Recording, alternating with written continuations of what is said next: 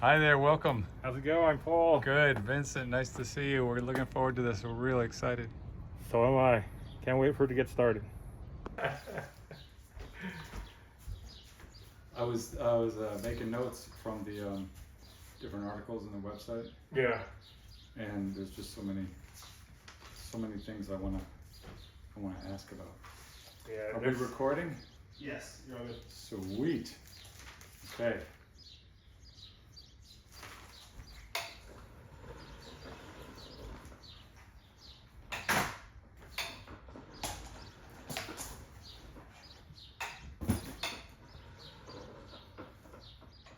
Action. Hi, Vincent. How's it going, Paul? Thank you so much for coming. Thank you for inviting me. I'm really kind of excited to learn, because when I've seen you down at Lupe's house at the tenants union, you seem to have just an enormous amount of information about the history of the three communities where now there's Dodger Stadium. Your family connection is that your grandparents grew up there? My great-great-grandparents, my grandparents, and my mom and my uncle were the last ones to be born in Bangladesh. Wow. So we have about 4 generations. Lupe, Hi. come on in. Hey. I didn't know if you were going to do the interview downstairs. Oh, Then I no. didn't see you guys. It's like, oh, I guess it's up after all. Like, I'm taking a guess. Have a seat. Let me move you over. Let me move this closer. Okay. And actually, you want to pull that out that way so that you can have it Like facing this? that way? Yeah. At an angle? Yeah. Like that? More. Beautiful. Like, I just came up the hill. Good point. That is a serious climb. Oh. Now we have Lupe, Hey, Paul. my neighbor, my favorite neighbor. Yeah, you better say the favorite. Just kidding. My longest neighbor, that's for sure. I was just asking Vincent about his family's history in the 3 neighborhoods. So it's my great-grandfather, my grandfather, and my mother. They were all born in Palo Verde. Oh my god. So my mom and my uncle were the last ones to be born there. And then recently my uncle passed away, so my mom and my grandmother, the only 2 that are still alive from the neighborhood. That were born there. Born and raised. Yeah. What a beautiful place to be born and grow up, it sounds like. Definitely. I mean, from the stories of my grandfather, when I would hear them, they were like fantasies, right? Like he would tell us we were growing all this stuff in avocados and we didn't have to worry about people. And I was like, where the hell was this at? Because I didn't grow up in a neighborhood like that until I understood what Echo Park was. Echo Park was a piece of what was left over because most of the residents that were from the 3 communities ended up living in the surrounding communities. They couldn't leave their neighborhood. They had to stay that close to it. Most of the people that we have today that are the descendants or the actual residents live in Lincoln Heights and Echo Park. So they never moved. And this goes back to even like our indigenous roots, how we don't leave our areas unless we're thrown off or forced off. And so this is where that hurt came from with all our people, that they were like, we owned homes. We did everything that the American dream required. And then Went to some. war. We even went to war. I mean, that was a big thing for them because when they went to war, when I talked to a lot of the family members, including our family members that gave up people to the service, they said once we gave our kids to the war, we felt more American than at any point. Because now we thought that we had a piece of the pie until they returned back. When they returned back, it was literally 1 year when the eviction started. So they went to fight for their homes. And at the same time, the very government they fought for was the very government that was taking it away from them. What year were your uncle and your mom born there? They were born in 1951. So they were around 8, 9 years old when it happened. Yeah. And my grandparents, both my grandparents were born and raised in Palo Verde. My grandma was on Paducah. I even know their street names. She was on Paducah. My grandpa was raised on Malvina. Along with the Orechiga family. Most of all the families were intertwined somehow through family or relationship there. So everybody knew each other. So it's like the reunions are always like one giant family reunion of all 3 communities. From Palo Verde, La Loma, and Bishop. And so it was just the best. I mean, that's like I said, my grandfather told these stories and I never believed him until my grandfather came and he made me plant a pumpkin patch. And I didn't even know what the hell I was doing to do the pumpkin patch. And he goes, I'm gonna make a flute. How are you gonna make a flute out of the stem of the pumpkin, right? The flower, not the flower, but the leaf. So I built it, and sure enough, he came one summer and he cuts it off and he's tooting away with his little horn he made out of the stalk of the leaf. So he said we had to use our imagination at that time. We didn't have toys. There was money, but only to save. They never said we never had money. That was one thing I asked my grandparents. Why do you guys ever say you never had no money? She goes, we had money. And that's because we had our own little stores in the 3 communities. We were able to circulate the dollar to create wealth, which gave them the ability to buy the homes. And not just one home, they own multiple homes. So these are some of the earliest portfolios of real estate that these families had that were taken away, right? And being in government now as an elected office in city council and other offices that I've held, one of the key things we look at in sustainability, smart growth, is it really sustainable? Is it really smart? Because what we have in the city is a long history of destruction. Talking about sustainability, but not sustaining. Giving you the opposite of a solution to sustainability. But the 3 communities served everything that we're searching today in city politics in the future, which is how are we sustainable in the 3 communities? We raised our own meat, we grew our own food. And back then that was frowned upon. You were primitive, you were ancient. Yet we had to throw you away because we were saving you somehow, some way. The second component is we didn't get city services, so how do we police ourselves? We're talking today about what a society looks like without policing. We lived it. We didn't have police service up there. You couldn't call. So how did they determine what was good, bad, and what was punishment?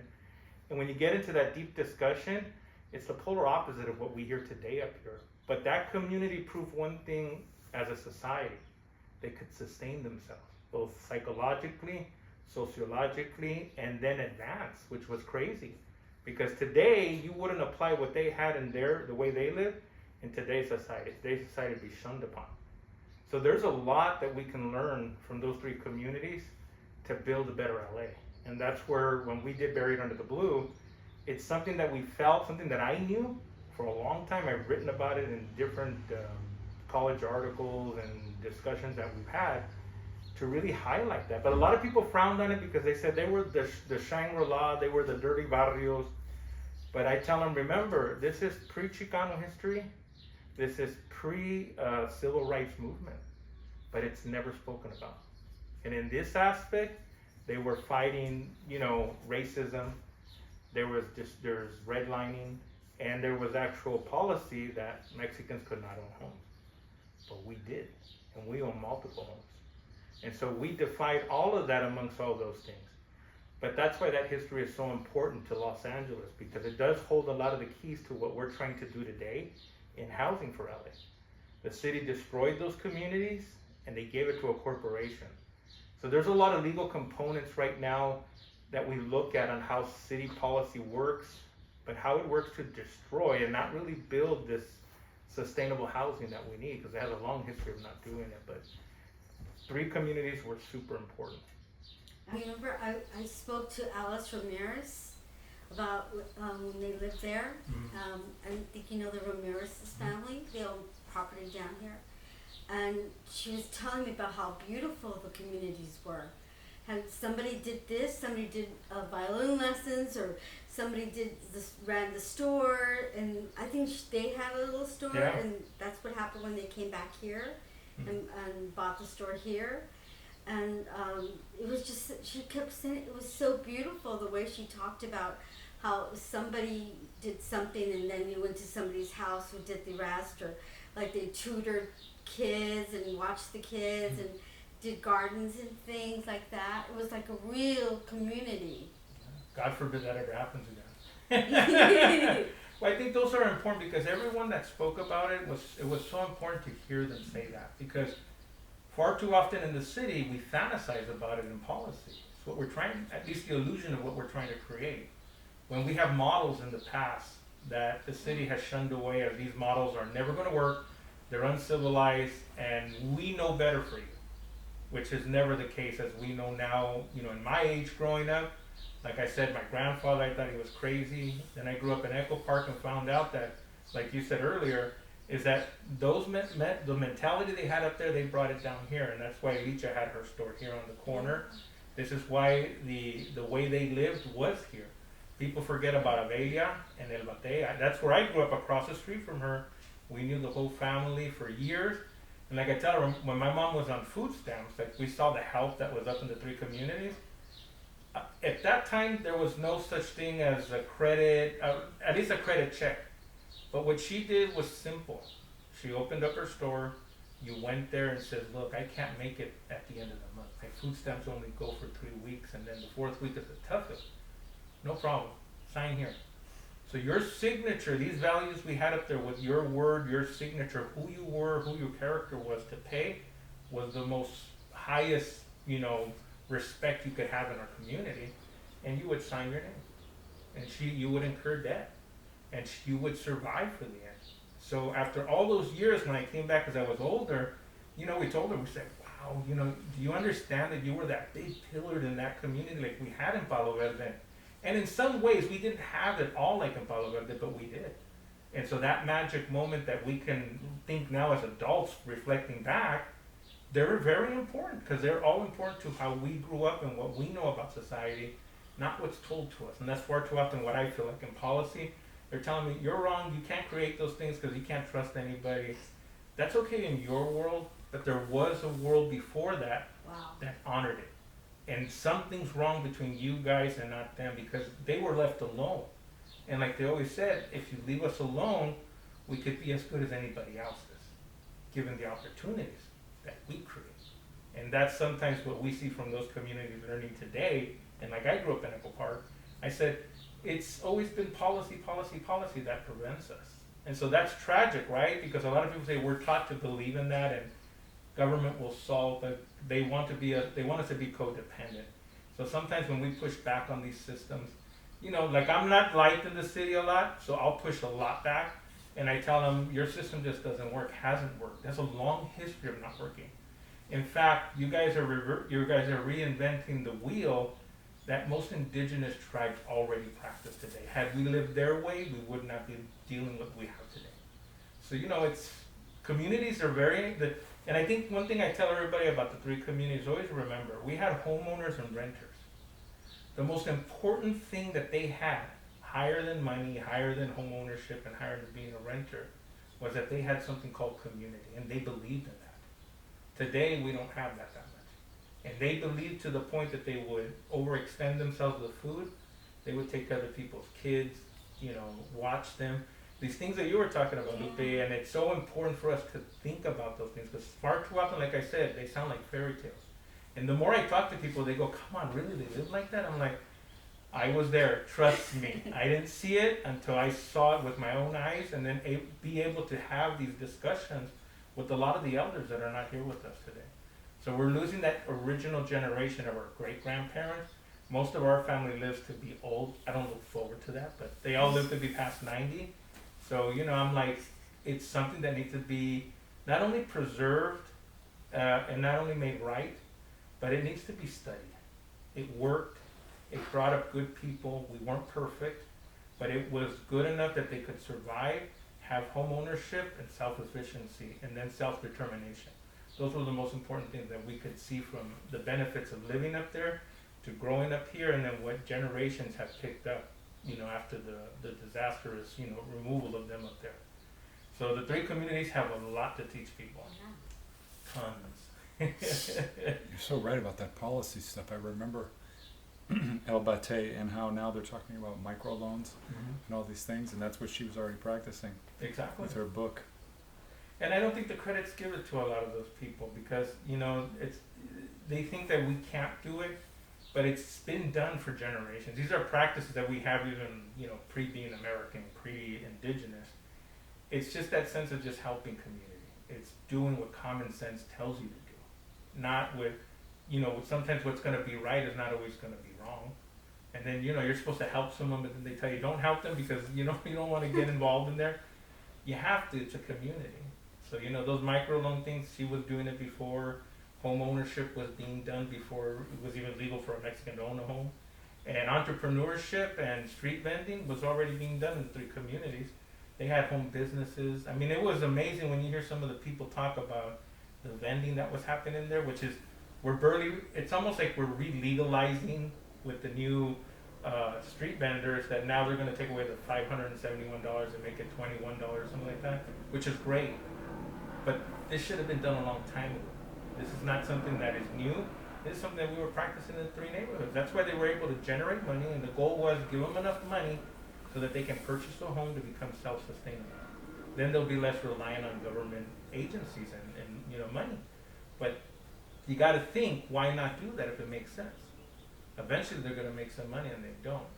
But it's all about the mighty dollar at the end. So, and we see it in policy. That's why I'm always fighting policy all the time. It doesn't work. We come from generations of people that had homes up there. You don't talk about them, but how did these people who you look down on were able to save money? And I always tell them the story of the 3 communities is centered in our women. The women were because my grandma with money, they can stretch that dollar. And I remember telling my grandma, she used to tell me this all the time. She said, if you spend $1 and you don't get 3 back, you're a fool.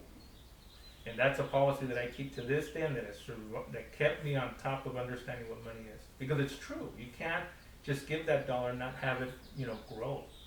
So the women are the ones that really, because I knew all the men, and they used to tell me, we would go and have a drink, and then we would go over here, and your grandma never gave me money. So I was like, there it is. The women were always like, they hid it, and they put it inside the bread boxes, and they would sew it in between pillowcases. I mean, they had to do some sophisticated stuff to buy this house, but I always tell them it's funny because we could tell the people who were homeowners, the women were like way smart at hiding the money because they actually made the goal of buying the home. But no, there's just so much to learn on it, and there's even still much that we still need to dig in as just the people, because no professor or school has wanted to take up the issue. And I know because it's very controversial what we bring up, because anything that brings up where a government's doing bad and possibly these people have done it well and we can model it is always a threat to that establishment. And so it's very hard to get people to sit down and really have a good discussion about it. And that's why we have Buried Under the Blue, because that discussion was very hard with reparations, and now, we've gotten this close. What do you think about the bill? The bill right now, I'll say this, because we've always believed in truth to get out there. That bill was written after us, right? They used all our demands, but we were never included in the discussion of the bill and its creation.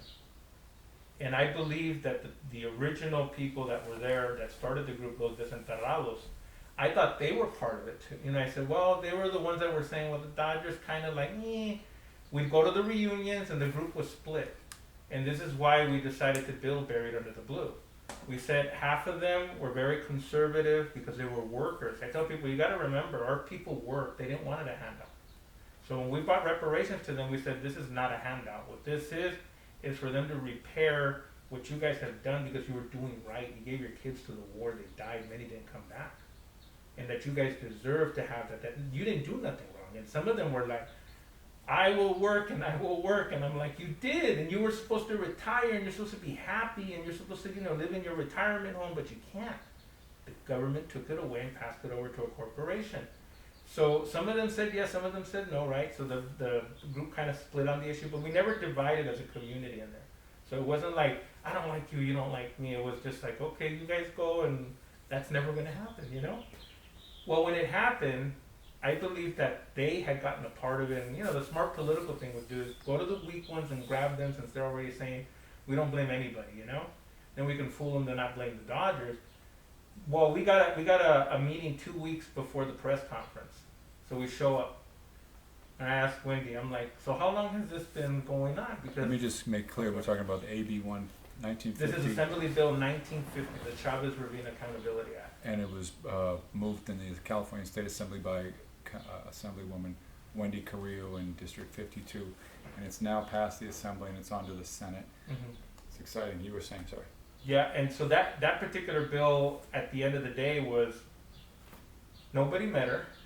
She met with Ricardo Lara, Los Somos group, who was the legal group that did the legal outline of the bill. And so she said, I was meeting 2 years ago with this group of people, and I was like, okay, but that wasn't us. We came in 2 weeks ago.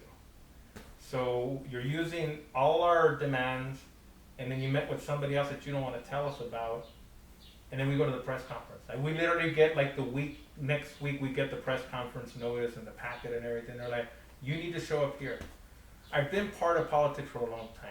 I know when you're being shammed out of something, right? And this is now a put on. And so when we got there, I was surprised that Carol Hawkins, who was on the opposite end of us, right? She didn't believe in reparations. And she turned around and she goes, who are you guys? That let me know already that there was something going on, that not everybody was in the loop. And so the more we read the bill kept the Dodgers out. But it's very weird how it's written into the bill. It says private entity and sports stadium. And so if we take this to court and we try to say, I want to, fault these people and try to correct the right, the first question out is, well, who is the private entity and who's the sports stadium?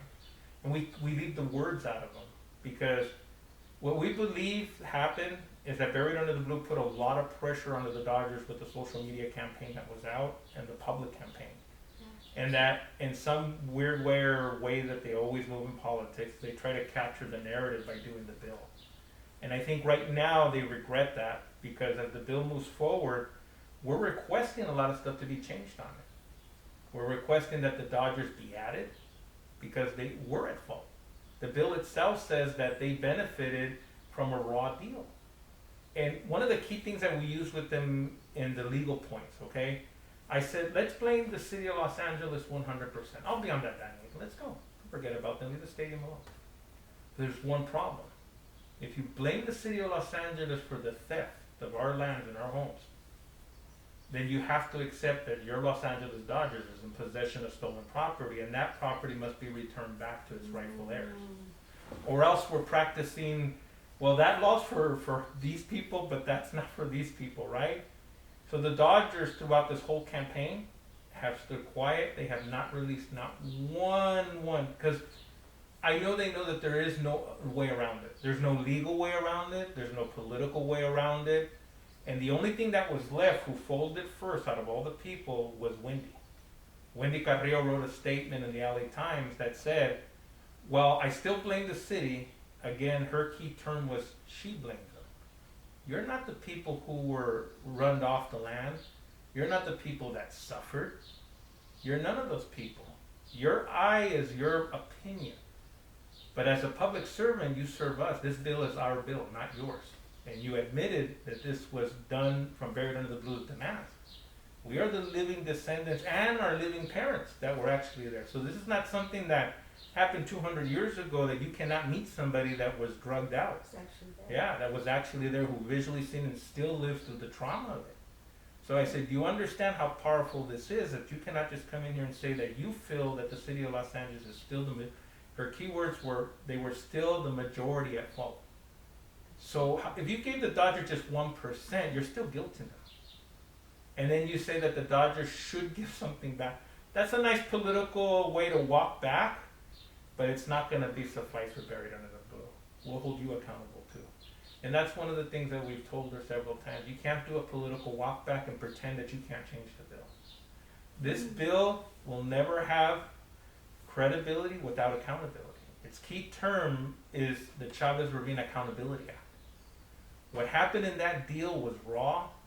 It sets precedent not only here in the city of Los Angeles for eminent domain, it changes the purpose of eminent domain.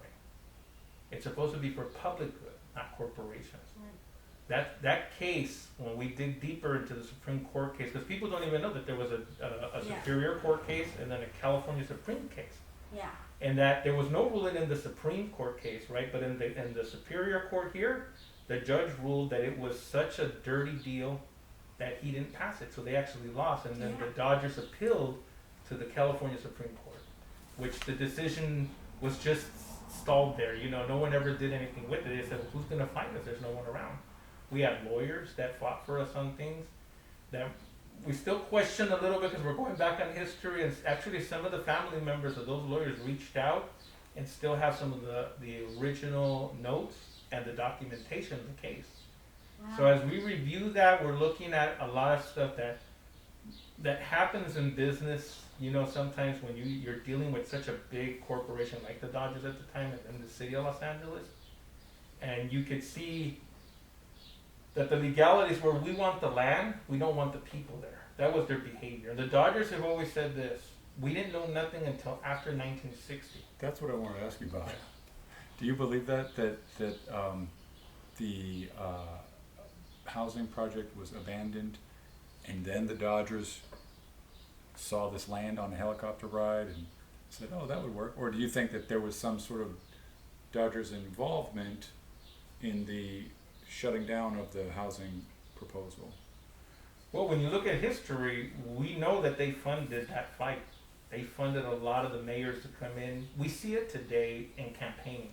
They pressured them too. I've Big seen time. that on paper where the owner of the Dodgers was pressuring the mayor of Los Angeles, like, what's going on with this? We want to buy it already. Like, what's wrong with you guys? Well, they pressure, Push it. again, they have their Yeah. agendas, and this is why we always say money needs to stay out of politics because it can influence. But in those deals, what we see is that even like Kenneth Hahn at the time, there was an interview with Janice Hahn where she turned around and she says, you know, I was sitting one day and my dad was talking to O'Malley, and they were talking about the stadium because my dad really wanted the stadium to come. So now we're listening to like the county level of understanding what their role was into it, and she says, well, O'Malley said that if you say anything, that I will deny it. Those were her exact words recorded. Today, that would be called a backroom deal. That would be elected officials crossing over their jurisdictions by majority and speaking on an issue that's going to come before the board. And we're taught that in neighborhood council. You can't do that. And you can't do it under the Brown Act because of the fair. This didn't exist back then. But these things today are what reparations are about. It's to acknowledge that land cannot be taken unless it's done by the political entity that has the legal power and the authority to grab it by eminent domain and then transfer it over to a corporation in its good use. You know, they can define as they want. So that's why it's not just that one. The Kenneth family too also had him on the helicopter. These were in 1957. I had to get the flight records from the sheriffs where they didn't think none of this was wrong at the time. O'Malley's signatures on it. Kenneth Hahn's signatures on it. If me and you right now go, and this law existed then, if me and you go right now and say, hey, Lupe, Paul, let's go on a ride on the county helicopter, they would never do it. It'd be a scandal because you can't use public money for a private venture. But they did. And so we tell them these little things, and then there's the Rosalind Wyman letter, 1955. If the Dodgers knew nothing about that land, I dug that one out of archives. And they almost burned it. Because Garcetti was having them burn archives. They started burning before they started microfilming and copying stuff. And we pulled it out and publicized it to let them know the Dodgers knew way ahead of time. That's what pressured Wendy to come out with that statement. Well, they knew. Original statement was that they knew nothing about it. That's why they couldn't be blamed. So now that we proved that they knew, why don't you just put them in the bill? Okay, and if it's harmless and they're not going to be held liable or anything, let it go through. What's the problem? And so that lets us know legally, one, they don't want to. Two, we knew who really pushed the bill. Because if it wasn't the two organizations that I know of that have been there for a while pushing, they wanted to capture that narrative, which today is disastrous for them. Because I think our move in our campaign is to make sure that we put more pressure on the Dodgers to come out and speak about it. You can't hold the largest base of people that are particularly brown people that are your fans and then hold them from the truth and then have the nerve to celebrate Mexican Heritage Month and not talk about us. You know, that's one thing they don't do. The only person who's ever said anything on that field was I think it was Danny Trejo, when he came out, Machete, and he said, you know, or no, not Danny Trejo, it was James Edward Olmos. Oh. Yeah, he said, we can't forget that the three barrios here, you know. Oh. And we're like, man, you're never going to work at Dodger Stadium again. You will never throw that When next did he pitch say out. that? He did it on Mexican Heritage. Yeah.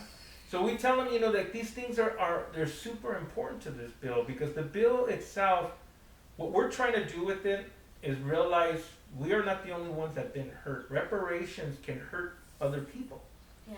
So part of what Buried Under the Blue understands is that when our homes, and we say homes, because the land wasn't ours, that we give that land back to the first lineal descendant nations that were here. And so we work with the Quiche Nation. And we say lineal because there's a big scandal with that too. And we learned about that before we got into reparations.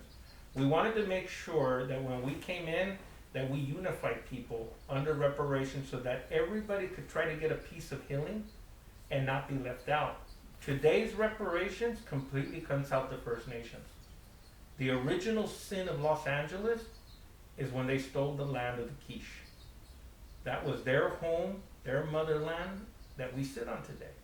So we say anytime we talk about reparations, the first subject is the return of the land of the First Nations. And it happens to be Elysian Park is where the birthplace, where the tribes were, where the this whole area in their term, Elysian Park. yeah, is the Yungnuk territory, all here. So there's maps that people don't, terms that people have never used Yeah. that have been historically, you know, washed away, whitewashed basically. That's why for us we had to do that research, because I said if we come out and we want to do land back, we cannot use that term. Politically, somewhere down the road, that's going to become a landmine, because we didn't own the land, or at least through colonialism, we owned it when Grandma and Grandpa bought it, right? Because we bought it with a deed. But that land was taken. That's why we always tell them the original sin must be fixed first. For us to be able to go past that, like I told Wendy, you know, straight in the meeting, for me to pretend that I know that, and then all of a sudden look at the money and look at the potential, it is to be you guys. Is to repeat the hurt. When we can simply do this, give them the land, give them whatever they need to acquire those 350 some acres they took from us, and the only thing that you give us was our grandparents' investment that they made there. That would make us whole, that would make the tribe whole, that would make government whole. I mean, the whole country is dealing with this in different states, different people. That land But up there. it's a little different because they took the money from the U.S. government and they didn't do what they said they were going to do. In other places in the United States, it was done. If it was a freeway, they took the lands, but at least, I don't say at least, but they did what they said they were going to do. Here is particularly unique because they didn't do it and they had all the money. So it's a little different.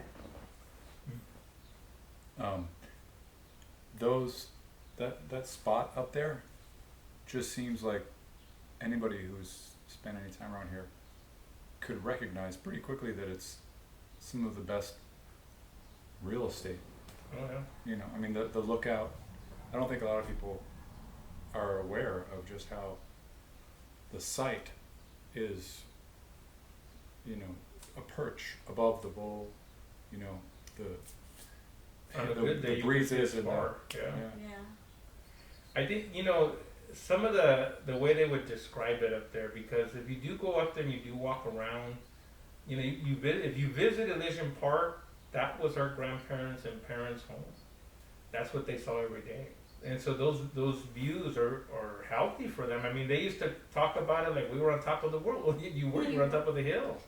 And so those things is how they imagined, they dreamed. And, you know, I always look back and I said, what we know about ourselves is we would have never moved out of those neighborhoods. Those neighborhoods would have been existing today just like East LA and some of those points that they should be studying that we very rarely move.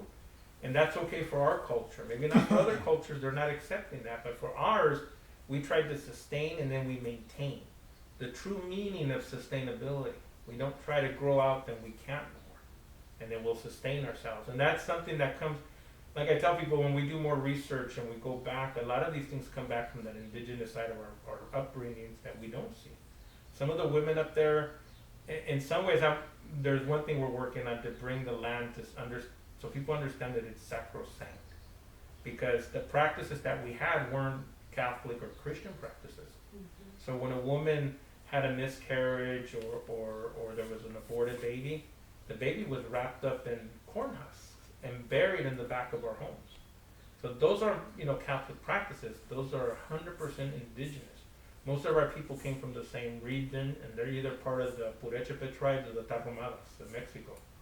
So we go back there and we start to do research and saying, hey, grandma used to do this weird stuff, and you know, what the hell, you know, where's this connection coming? You know, they have Spanish and a lot of indigenous blood in them.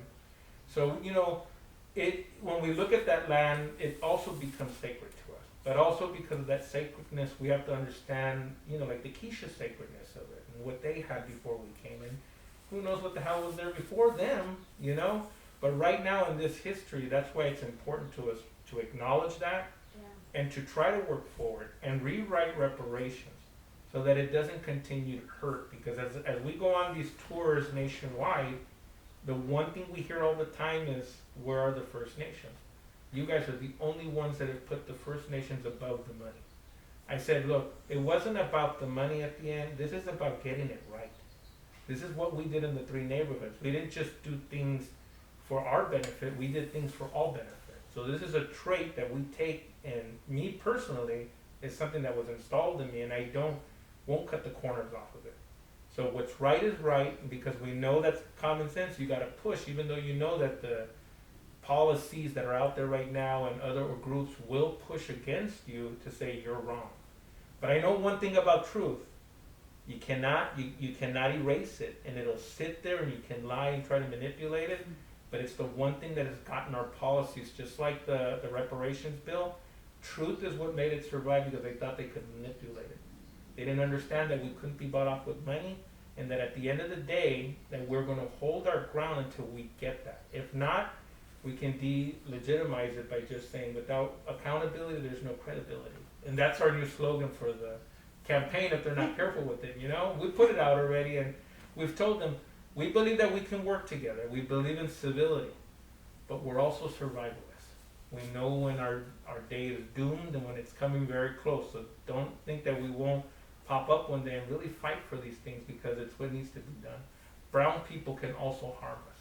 And it's not just a white, black issue now. Yeah. What it is, it's a green issue. Racism has metamorphosed into being green, that it discriminates against everybody. If you're not green enough, somehow, some way, you don't belong here. And this is where like I tell people, if you think about that, this manifests itself even into like gentrification. Can't live in Echo Park if you don't make a certain amount of money. Those are modern day reservations. They don't see them that way, but you're being, economically restricted, and economic racism. I can't live in my hometown of Echo Park because they're $1 million homes. Well, gee, who did that?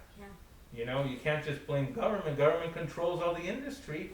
You didn't put no regulation in. And so you have free market. A lot of it's not free market. As we know now in housing in LA, it has never been free market. It's always been controlled by special interests. And special interests will always live in City Hall until the people rise. I always remind people one thing. I hear it everywhere. They're like, you hear the protesters and they're all like, the 1%, damn them all, they control everything. I said, only in America does 1% beat 99. It is physically, mentally, emotionally, and scientifically impossible for 1% to beat you. But in your world, you do believe that, even in a democracy, even though democracy can beat the 1%. But it's a matter of a small percentage rising up and, coming to their wits and saying, no, this is enough. And maybe we're there now, who knows? I just know right now they look at the bill and they're like, what are we going to do with this? Are we just going to let it die in committee, or will it push? We don't know yet. Right now, they have stood quiet. They don't want no meetings right now. And so, that's why we have to ramp up the heat on them. And we're setting some up with the New York Times. LA Times wants to do a piece on it. And then CNN wants to run a second piece. So we're ready to put the heat on them and bring, really start talking about it. You did an NPR? NPR, yeah. We did a couple of them already, and they don't like the negative. In fact, her exact words were, you may have cornered the social media and the media aspect of it. She goes, but we still hold the decision making. Which is true, I don't say it's not, but you could have burned for it. It sounds like your perspective, though, of prioritizing First Nations is the opposite of being negative. It's kind of, you're being not greedy or self-seeking. Well, I think it's just doing what's right. Yeah. I think it's just doing what feels it's right. And that you don't need all that. The nations know what to do with the land. They were taking care of them thousands of years before. What are we scared of giving them a piece of land that they may show us something? What are they gonna do? What is the worst thing they can do to the land that we haven't done already? That's why these practices, like I tell them, we really need to dig deep in these terms: sustainability, smart growth, and really look outside our doors and look at what the city's doing. You know, because when the city came to me, and I've been in this since the age of 14, learning all this. We were here originally when we started the Echo Park neighborhood councils. When neighborhood councils came up, when Garcetti didn't know what to do, and the original idea was just throw money in the neighborhood and they'll all fight for it and stay out of City Hall, which was wrong. And then when they came up with that term empowerment, I'm like, man, you know what? Someone down the road's gonna write a story about this, and people are gonna figure it out. I'm actually doing a story with a guy from the West Adams Neighborhood Council. He's like an organizational professional, and we're looking at the Department of Neighborhood Empowerment. But I'm really interested, and I don't want to spend too much time on it, but your experience in this Greater Echo Park Elysian Neighborhood Council formation. Do you remember some of the other folks that were part of that with you? Because I've been involved for like 10 years off and on, but it goes back 25 years now. The first one was my mentor was Juanita De Lomas, and she served on there. We had Is she on the board? Yes, she was on the board for years. Yeah, but I mean, you're buried under the blue, right? No. She was on the Echo Park Neighborhood Council when it first started. I read in a bio that you and was she someone that you knew growing up? She was my mentor. She was my political I always thought she was my political mother. Yeah, I knew her since I was 14, and we worked on Proposition O. I mean, it was amazing just knowing what she knew. She was a commissioner, a library commissioner, and then she worked for the state. She worked for a couple of assembly members and a couple of senators, and that's when she ran for the commission, and then she was on the library commission, and then she started doing a lot of community work before she retired. And so I met her. She was the one that got me into the Department of Fish and Game. So I started doing the Becky Thatcher Tom Sawyer Fishing Derby here in Echo Park, and we ran that into a bigger nation project called Los Tiburones Youth Fishing, which was geared for Latino kids and exposing them to now the fishing industry for one reason, because they said there's all these little brown people running down there and we need revenue. And I was at the meeting when they said that. I'm all like, is this all these big, meetings that you read about? And he goes, yeah, well, if just 2% by licenses, the revenue would be into the millions for the state. Well, we didn't just get 2%, we ended up raising it up almost 60% of its revenue. Wow. Because fishing was a huge impact on the people of Los Angeles. And this is why we started stocking the lakes with rainbow trout, catfish. Yeah, every 6 months we bring a different species down. And then for the derbies, we always did catfish. And so we had a lot of the big catfish farms, join with us and say, hey, this is making us money, and now we'll donate some bigger fish to you guys. Yeah, it was a good event, and what it really showed us too is that it connected a lot of our people to their roots and their country and culture. So, but yeah, Juanita was there for many years, and then I can remember their faces, but their names I can't remember their names. Sue Nelson was part of it, and she was also part of the Sierra Club. Thomas DeBow, do you remember him? Oh, DeBow, I know. Black guy. I think he was the first president. Yeah, I think he was. Yeah, that's what I was gonna say. When I have an image in my head of him because I was only at the time I forgot how old I was. But no, I mean it was good. I served on there for a while, and then when I started learning more about the neighborhood council system, I started questioning a lot of it, because the first thing my mentor put me on, Juanita, she said, you need to read the charter. And I'm like, I don't know, I'm not a lawyer, I'm not, we don't know this stuff. And just throw yourself at it, you don't ever know. And so I opened it, I'm reading, and I've always had a knack to read and understand it. And then I said, well, this is not a charter, this is just basically rules to tell us the way they're designed. The charter of the neighborhood council or the city? No, this is the city charter. Yeah, I started reading that too. I think it'd be a fun book club kind of activity. Oh man, it's the polar opposite of what it's supposed to do. But this is why I dug into the word sustainability and smart growth. The cities have the ability to define those words. You hear it, then you go to the library and you read about it, and you're like, oh, this is great. It's about being green, and no, has nothing to do with that. Like, one of the first cases I fought was toilet to tap. So one of the arguments in toilet to tap was we didn't have no water. The city was telling us, look, we're gonna, make this toilet to tap issue. And I said, hold on, there's no studies, nothing. And what I knew about toilet to tap water working with the Department of Fish and Game on projects was that there was one guy that came from England that says, hey, whatever you do not use recycled water when raising fish. And I said, why? He says, because the pharmaceuticals don't get washed out of the water. Oh. So you're going to be putting, like birth control stuff that can really affect people into these fish that they will consume and then they will pass. So I was like, we can't do that, right? And then I'm hearing it that they're not even, referencing none of these studies, none of the states or anything, because no one had a real big study on filters yet. And they were going to do it. And I said, how can elected officials who have no background in this, didn't even ask for the research or put money into research it? It's crazy. Yeah, the first research project they ever did, and they never announced it. Do you guys know which one it is?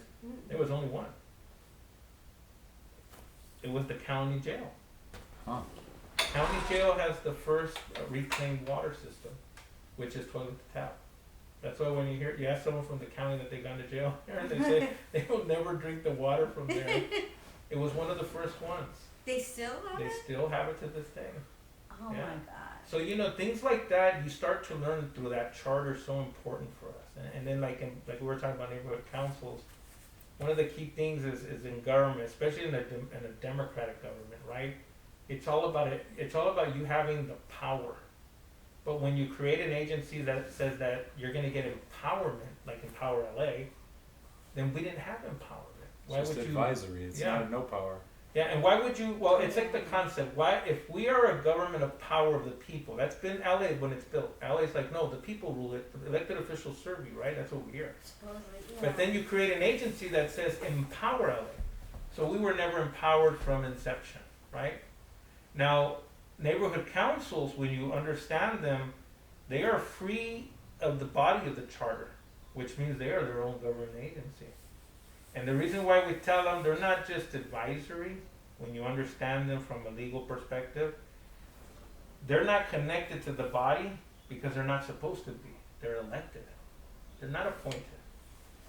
See, if you're a volunteer and you're in that structure, or you're appointed like a commissioner or something like that, that's different. But you're an elected body government. You're not in there. And the charter, only until 4 years ago, there used to be a little dotted line in between the city structure and neighborhood empowerment. Well, that structure basically meant that they had their autonomy from the charter as originally designed to empower the people. That's why they even have a funding account. Most agencies don't even have that.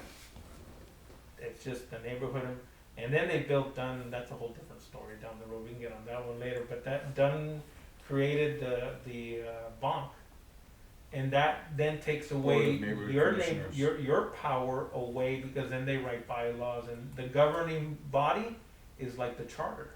So they control every component, who you can throw off, who you can't. Before, you could just get a simple majority and that person's out of the board. Now there's a whole complicated process in it. We used to spend our money, write our BAC forms, send it to the city. Now you got to go through a whole chain of looking at stuff. So there's no empowerment, and you could tell by the history of trying to empower, you're not. So, and this is something like we tell them, like reparations, right? Mm-hmm. Leave us alone. What we seek and bury it under the blue is a supermajority of the task force. Why? That gives me the power of the decision. But if you're going to make a task force and only put 2 of us on there, don't think we're stupid and don't understand that power structure is weak. Because whether we agree with you or disagree, we're in the minority again. Mm-hmm. I thought government's supposed to create us in a majority, so that we can have the power as the victims, so that we can say, look, we're compensated, we can now go in peace. That's not the way it is. And so you have to play that strategy game with them, 2 here, 3 there, 4 here, And it gets complicated like that with people, because now you gotta know, you gotta get yourself into civics. Well, at least politics. you know how it works. I mean, there's a lot of people who try to do anything, they don't, not even the first little thing. No. But it's still, it must be really frustrating. I think the most frustrating part of it is knowing that you're told something your whole life. You go to City Hall, and we always call it political theater. It's playing in front of you, but then you go and you actually try to do something, and then it doesn't work, and then you get disappointed and discouraged as a person that doesn't know anything about it, right? So that to me is an automatic, it's a systematic thing that doesn't allow you to participate. Automatic, you know, nothing ever changes. You'll hear that a lot with people. Well, especially with renters, you know, in the fight that they're doing, there's never a site in there. I said, no, you guys make up 70% of the city. Let's not go there. We could easily vote out everybody if you organize. But most people are traumatized by the political government. And so, like I tell them, we use like the battered women syndrome, is that if I tell somebody, and this has always been a hard thing when we have the discussions at the colleges and you have a lot of young people that are, you know, they're willing, they want to fight, they got the energy to do it. They say, we don't trust it. And we're never going to be political and screw capitalism. And I said, you just shot yourself twice in the forehead. Because if you don't attack that system and the only thing you have is the protest. My mentor made fun of me. Back then I was very angry because I didn't know better. And she says, yeah, go make your little signs. Go to your paints and paint them, you know. And then when you get in front of them, you're going to beg them for mercy. And it made me think. I said, damn, you know what? I am going to that meeting. They are making that decision. And it made me think twice about it. You're either going to pressure them, or you're not going to pressure them and take their seats away and reclaim that right, your civics back, right? And that's what really changed my perspective on how to approach. Not that we don't think that protesting doesn't work. It's a pressure mechanism.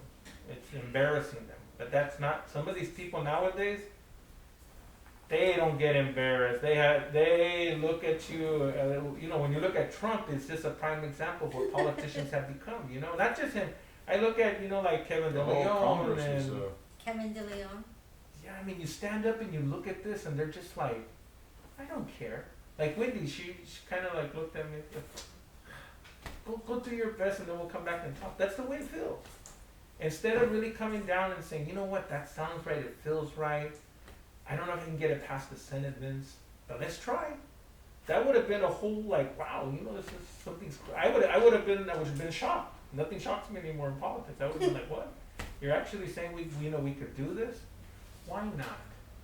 You know? Has there ever been an example?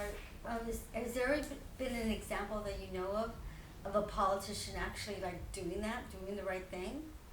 Very few, and even if they did, they were crapped on. And you could see it in the Senate and the Assembly, and even in elected office today. It's very hard if you're going to go in and fight. Like Unices, for example, right now she's having a big trouble in the district. And I would say... Is that around the gondola stuff? Yeah, around the gondola and a lot of other things, you know. But these are issues that when you run a campaign on them and you say, I'm going to help you, we're going to fix housing, you're going against the big money men in the city that don't want this to change. And like right now, people are talking about social housing. And I tell people this, I go, look, I've been around housing a long time. And when you learn about housing, this definition of what social housing is, if we start to put our money in city-owned properties and publicly owned properties into nonprofits, you are privatizing housing.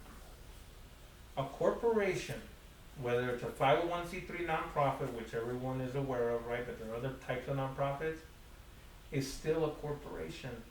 That corporation has the right, once the contract is done and nullified, that person can then go sell all those properties 30, 40 years down the line.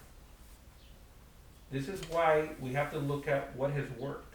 And we've done small micro studies in the community. If you go to Lincoln Heights Echo Park, most people when interviewed here will say, I probably moved about 3 or 4 times already around the different neighborhoods. If you go to William Mead, which is a publicly run home, which everyone gets scared of the word project, right? Because they remember the 80s and 90s and the gangs and the problems with it. They're like, well, they never raised my rent. And I go, no, because it's regulated. And how long have you lived here? Well, about 40, 50 years since Palo Verde, because some of the original residents moved to William Mead. And so you start... Where's William Mead? William Mead's right here off Main Street and Lincoln Heights. Just a little bit down from the cornfield. And so a lot of them look and they're kind of like, you know what? They've never experienced any of this. And those contracts, because they were written at a time when the state, the Fed, and the county were fighting. Nobody, they had that jurisdiction, like don't cross here, don't cross there. So they had to make a contract that said you could never sell those lands. You could never develop only public housing. Even though they were on the most contaminated piece of land, but the contract was worth the most to see today that as these corporations and elected officials tried to come in and grab these pieces of land and transfer them into nonprofit, that would be the last of our housing stock. Right now, what the city's done is we have a 30-year covenant that's expiring now. There's only a few of the covenants that are gonna be still around. So what did the city do? The city comes back and says, we've done a study and we're gonna do 55-year covenants. If the 30-year covenant didn't work, what makes you think that 55 years is gonna work? We need houses that is in perpetuity forever. Not give it to the nonprofit, and in 55 years, not your children, but your great-grandchildren, if we think housing is bad now, what are we selling them down the road? And so I said, you can't do that. That's piecemealing. That's what got us into this mess in the beginning. And so they always say, well, what's the solution? You're gonna have to go into public housing. As scary as you think that is, we can do a study on what went wrong in public housing. And we know what went wrong in public housing. We can add daycare, we can add programming, and we can make these things better and productive. But what we can't do is think that we're gonna bail the whole city out and put it in a nonprofit's hands. A nonprofit's run by a board, and that board of directors, I had one board of directors come out and tell us at a neighborhood council meeting, trust me, we will never sell the property if you support us, and we will keep it low income and very, very low income. I said, ma'am, with all due respect, you cannot guarantee me your life. Because if you die and a board of directors changed again, what do you think is going to happen? There goes your guarantee out the window. You know how I know? Because that's happened in a few projects that we worked on. Some people die, they leave, and all of a sudden you get a new board of directors that had 20 properties that at one point were housing hundreds of people. All of a sudden fall into the wrong hands and they're sold. And then the corporation is killed. So that's something that they don't talk about because, again, we don't want to, see, they don't have the full discussion. They want to have the small piece and say, solution, social housing, let's go. It's like kicking the can down the lane kind of thing. Oh, and they know it's rotten. They have no lane down there, they know it's rotten because they've done the same thing repetitively over and over again. That's why when we look at the stories of Palo Verde de la Loma and Bishop, if we look at why they took it away, instead of building the housing and then they put the stadium, you're seeing that through what they're doing through nonprofits. They're taking away our public lands, your home, homes around us, even your retirement home. Even if you own a home, you're criminalized already because shame on you for having a yard and a house. Right. When you can knock it down and build from corner to corner and help the housing crisis. That's the mental state of the developer, is that these places are no longer viable here. Neighborhoods need to be brought up. And that's the policy of today. That's why these incentives with Executive Order 1 are to actually push it. And even Executive Order 1, it's a dictatorship. You know, I always tell them what happened to democracy and having public meetings on. If anybody knows about housing and the crisis that we're here, it's the people of Los Angeles. But they should not be deprived of their right to make a comment, whether they agree or disagree on it. It's their right. It's their democratic right. At least that's what we think we're here. But you could also see, like, you know, I told her straight out, it's becoming a monarchy. And remember, this was never a monarchy. You cannot just come in and say you have all the solutions because you don't. If we don't build permanent housing, okay, and we don't build it fast enough and then it becomes public, you will have a bigger problem down the road. And that's why the homeless situation is not just homelessness. These are working people that will be out on our streets. And little by little, they're trickling and trickling. Those numbers keep rising. And the city just says, we don't know what's happening. Well, that's because you're looking the other way. You're not, the solutions are there. And I tell people, because they go, Vince, you know, this is going to take time. I say, yeah, I'm not going to lie. It's going to take a long time. We do it anyway. But what our thing is about securing it for the future. In perpetuity is what's important, what the city should be focusing on. And like I tell them, because if not, eventually the system will not be sustainable. The system will bust. How do you make the people change the system? Look, they have a vote, but they've been disconnected from it. They've been politics is dirty. Politics is smoke and mirrors, and don't worry, we have it, or the one thing I tell people when I get them into elected office, especially through neighborhood councils, which is a great place to start because it does teach you what a board is, how the money works, and then the city actually has good training. Most importantly, who writes the agenda? The agenda, who controls the narrative. Minutes. Yeah. Who keeps the minutes? Who keeps the minutes? Secretary. But the agenda, it teaches you structure and civics that's currently not in. And so that thing is so important. Like they always come up to me like, you want me to be on the board, but I'm not an elected official. And I go, that's the number one qualification you need. I don't need you to be an elected official that's gonna steal, lie, manipulate. Tell the truth even if it hurts. Tell the truth even if it's difficult. Because that's how we're gonna get to the solution. Because if we don't and we sugarcoat, you're going to get the same response that everybody else got. And we're going to be in the same situation. So if you can't do that, society has to change as a whole, which is going to be difficult. It's not easy. The discussions that I have with people, they're very tough sometimes. They're like, God, public housing, what are you talking about? We're going to get the riots back again and all this. I said, look, you can have that, and I'm not going to guarantee you're not going to. Those are social things that are going to come up that we're seeing today because same thing like in the 90s, the money is not there, inflation is at its highest. Gangs are rising because mom and dad aren't home. They're going back to the streets now. So these are the symptoms that we can see throughout times if you guys would just look back in your head and think, mom and dad is working 3 or 4 jobs and still cannot meet the rent. Okay, and the kids, hopefully they work if they're good, but then they're going to suffer, and they'll suffer some of the things that we've already seen, taking care of them, never getting married, things like that I tell them that become social problems.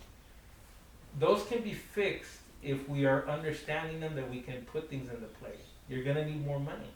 You have to understand what the state, the county, and the feds are doing. And see, even talking about it now, I can see Lupe's face. She's just like, stop at the city. But it is complicated, But like I tell them, like me, this was like my backyard with my mentor. When I came around to understand later in life, because at first I used to think, God, what the hell she put him in all this crap for, And then I thought to myself, I sound like those crazy politicians up there that people are just looking at you and going, what the hell was he talking about? I just want to hear the solution. Right now is kind of like I hate to use a weird term, but inflection. I mean, what's going to happen with this next election with Biden and Trump. Oh, Yeah. And I think we're about to run out of storage space on our phones. But I would love to have you come back if we could get into more detail about some of the things related to the Senate bill, where that's at. Definitely. What kind? Because I have a letter of support that the neighborhood council is behind, but that was when it was an assembly bill. Now it's a Senate bill. Senate bill, yeah. So I'm going to need a new letter of support, and I'd love to be able to update my neighborhood council on whether it's moved on to the next committee or whether, like you said, they're trying to let it die in a committee in the Senate, because it's really kind of interesting because it's such a relatively small area compared to like the state. Oh, yeah. Or the country, that to me it holds a lot of potential. Definitely. And I appreciate you coming by. Yeah, and then we'll definitely resend out. Buried Under the Blue is working on a document right now to send out our stance, and right now we're looking if we want to say we support it, only because the bill in itself we support. The problem is if you don't add in like the Dodgers, and we don't change out like Tonga to Quiche, and we don't add in Buried Under the Blue to be part of the task force, to be able to appoint 2 members to the task force, that's when we're going to have a hard stop on it. And then the campaign would be that we would send out to the 99 neighborhood councils a no support letter, unless they meet these demands that we needed out there, only because it would make things a little more pure and understanding on the land of it versus the political side of it. Because Wendy sent her people, I'm just like, yeah, I got support. But I'll say this, people aren't dumb, because they didn't even sign her petition.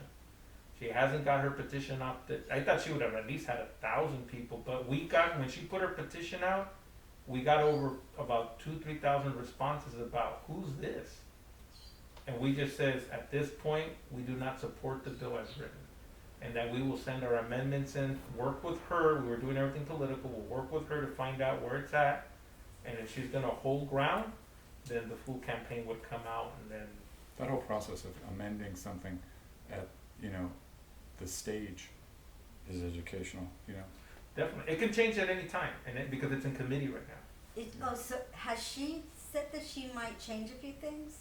Oh no, she said the opposite to some people. We know she doesn't want to. Her statement said it all, and that was a political, well, we're gonna push until, you guys do something radical. And that's what they're waiting for us to, we might sue. We might have to sue to stop the bill. It's an amazing negotiation. No.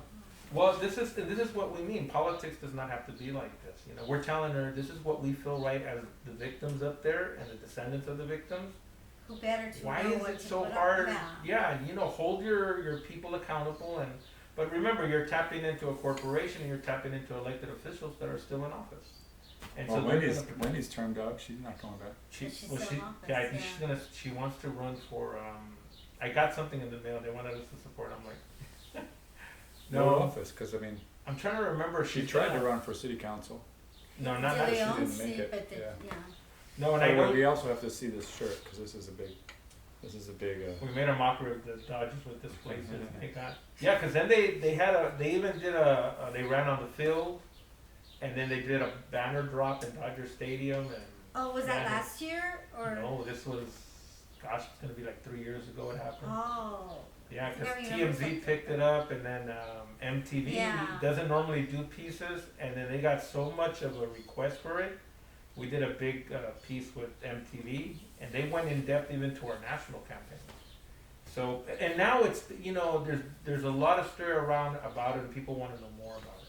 And that's why in the next couple of weeks, we're going to hold one of like a 6-series meeting to start off about how we started and then get into the bill. And people are interested on our stance and our read of the bill. Heck So, yeah, please give us you guys got an exclusive Heads up. because we gave some of it here. You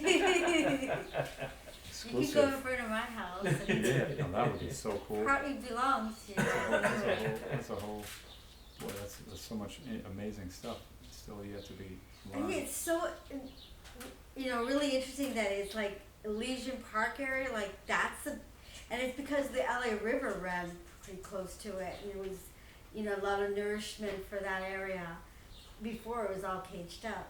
So it was like, that's the birthplace of our city. It's so symbolic. And then this is where it happened too. That's so, it just, the idea of that is amazing. Well, and it's Remember scary. this housing Yeah. catastrophe. The housing thing, especially now, like it just comes back to you after all these years.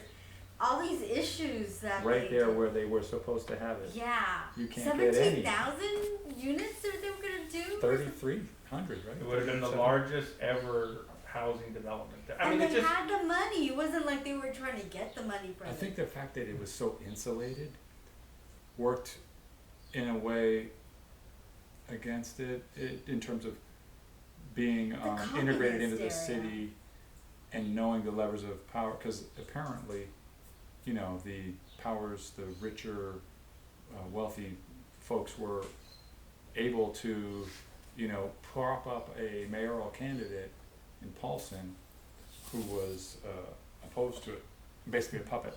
Yeah. He Well, that was used his it. main. Yeah. It was his main election grab. That's why, like, even when, the funny part now is the motive behind the public housing today are rich people. Back then, it was like, no, because they lived here. They owned homes in these sides of the neighborhoods. Like Echo Park is the first Hollywood. These were the rich neighborhoods. People don't This talk was about the first that. Hollywood. Yeah. Yeah. No one Even remembers the old airplane hangars they used to film on Glendale, where the old public storages we used to play them. Way back in the day. Those are the stories I want to, when you come I back, I don't want to know hear how all many those. movie theaters are there. Those Like, are gold. not movie theaters, movie Studios. studios. The first movie studios, like Pathé Cinemas, like French cinema, like Universal was first here. Yep. Oh, there's like 10 of her or more, like more than 10. Where I grew up right here in the building across the street Yeah. from Velias, Yeah. that was an old fire station. So when we first moved in there, they were cleaning our floors up and they picked up the old carpet. In our apartment, which is apartment number 2, the hole for the ring where they used to drop down was there. Oh. Well, when I was a kid, I used to hear the owner say, I'm never gonna look, I only did the top, and I was like, so on the bottom, no one had ever touched the bottom since like the early teens. So one day we went down in there, the door was so rotted that we used to play with I used to try to take the doorknob off, it was one of those crystal doorknobs.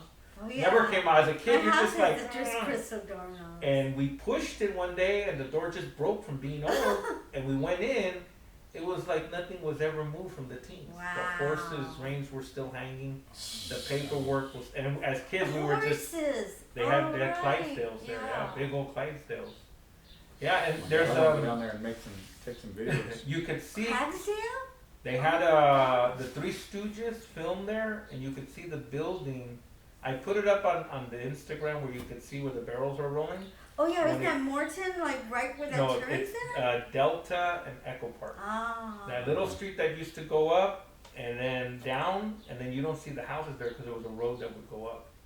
So in the Three Stooges, you see them rolling down, and then you could see them where El Bate was, and then where the firehouse was, where our apartment was. You could see them rolling. Oh my God, across. past it? Well, there's so many movies you can see clippings. We used to clip them and title them, and then we made a website, and I don't even know what happened to that website. Oh wow. But there was so much stuff that was filmed around small in Palo Verde. A Medal for Benny was filmed there. So in the middle of Palo Verde, they built, my grandfather's famous stories to tell me, they came and they built a little lake in the middle of our neighborhood, and that's where they filmed the movie. Oh, I saw an old picture where there was like a real famous, I don't know if it was King Vito or one of those big directors at that time, that they filmed a really big silent movie, but it was like a big one of those big epic ones right there in, I don't want to say Cesar, Palo Verde. Palo Verde. I don't know which one it was at. That one they had, that movie that was there was a Medal for Benny. And then years down the line, when the houses were being removed, they went to the sets of movies, and then To Kill a Mockingbird, they filmed one inside the Richards house. Wait, they filmed part of the To Kill a Mockingbird? They took the house from here and they moved it to a set. Really? I forgot where it was at, but it was up here near where they filmed Little House on the Prairie. Yeah. Up in the valley somewhere. Oh, you're kidding. They have. That's one of my favorite most movies of Kill a Mockingbird. We went through all those, like when I did the study for all this, my grandfather. Find that. Yeah. If you can find any of those clips, and I would love to. Let me see if I can. I wish I could put my house I in know. some old movie because I know. they wanted to tear it down. So it's like, no, I don't want to tear it down. No, there's so much, but when you look at the history here and how people, like, that's how I got into it, because we had to do a lot of background when we fight these, or litigation in cases, is that history really attracts a lot of people to it. Yes. But it's like I tell them, we're here now, and the city should be funding a lot of this stuff. And even through our councils, like neighborhood councils, we bought our own cameras and equipment so that they can start podcasting and recording in the neighborhoods, because without that, the stories get lost forever. We have, like all the stories that I have, but this is a lot through research, but then my experience, because I grew up down there. I spent, I forgot what age I left from here, and then we went to Coronado Terrace, then then to Lincoln Heights, and we stood in Lincoln Heights for the last, almost 25 years or something like that, 20 years, but my childhood was here, so we had all this area to play with. All the rich people and the kooky people that we had up here on this side, but there are things that people don't know about. I recently put a reel up about the stores that were here in Echo Park. And we had like Pioneer Chicken, and then we had the snack shack that nobody knew about, where Mary, and see, when I was a kid, I wrote everybody down, because when I used to go down there, I used to bring them fish. They all like catfish. And we used to get them from the lake, and we used to bring them up and they'd cook them. So Mary used to have the teriyaki chicken on Sunset. And she had another lady there named Lorena. I still remember as it was yesterday. Did you go to Patras? No, Patras was up to the hamburgers. Yeah. Patras, and then people forgot about Jerry's, the one where we used to buy all our clothes from. Yeah. The only reason why I tell him I Yeah. remember him because over the doorway he had a size like 80 pair of pants, jeans. I It don't was remember that. He had it up where we'd go and pay, and my mom one day she goes, I took a picture. I have a picture somewhere, and she found it like about a week Oh my ago. God. And I tell her those are the things that like when people see them, their eyes light up on that One because it time- brings it. Elysian, what is it? Elysian Heights Historic Society. I'm only like, I think it was like 20 or 15 years ago. They did this thing at the in Elysian Park where they put at the hospital. I can't think of. Oh yeah. And they Barlow. did, yeah, Barlow, and they had like they put all these old photographs from that time. But I was like in a hurry. I just happened to pass by with my kids. I should have taken pictures of it, and they didn't do it. And they haven't done it since. They need to do something. Those people are just like in the woodwork or something. Yeah. They're like so full of themselves. The best They thing to need get to- into that I used to do are estates. I Uh-huh. used to clear out estate sales. We used to Yeah. buy from people.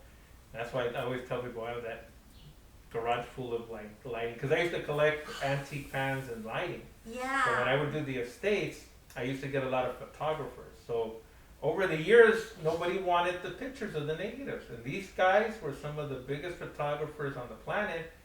Well, I held about maybe, and I don't even know why, but just being a hoarder, I held probably about maybe, I think 6 or 7 of those big containers full of them.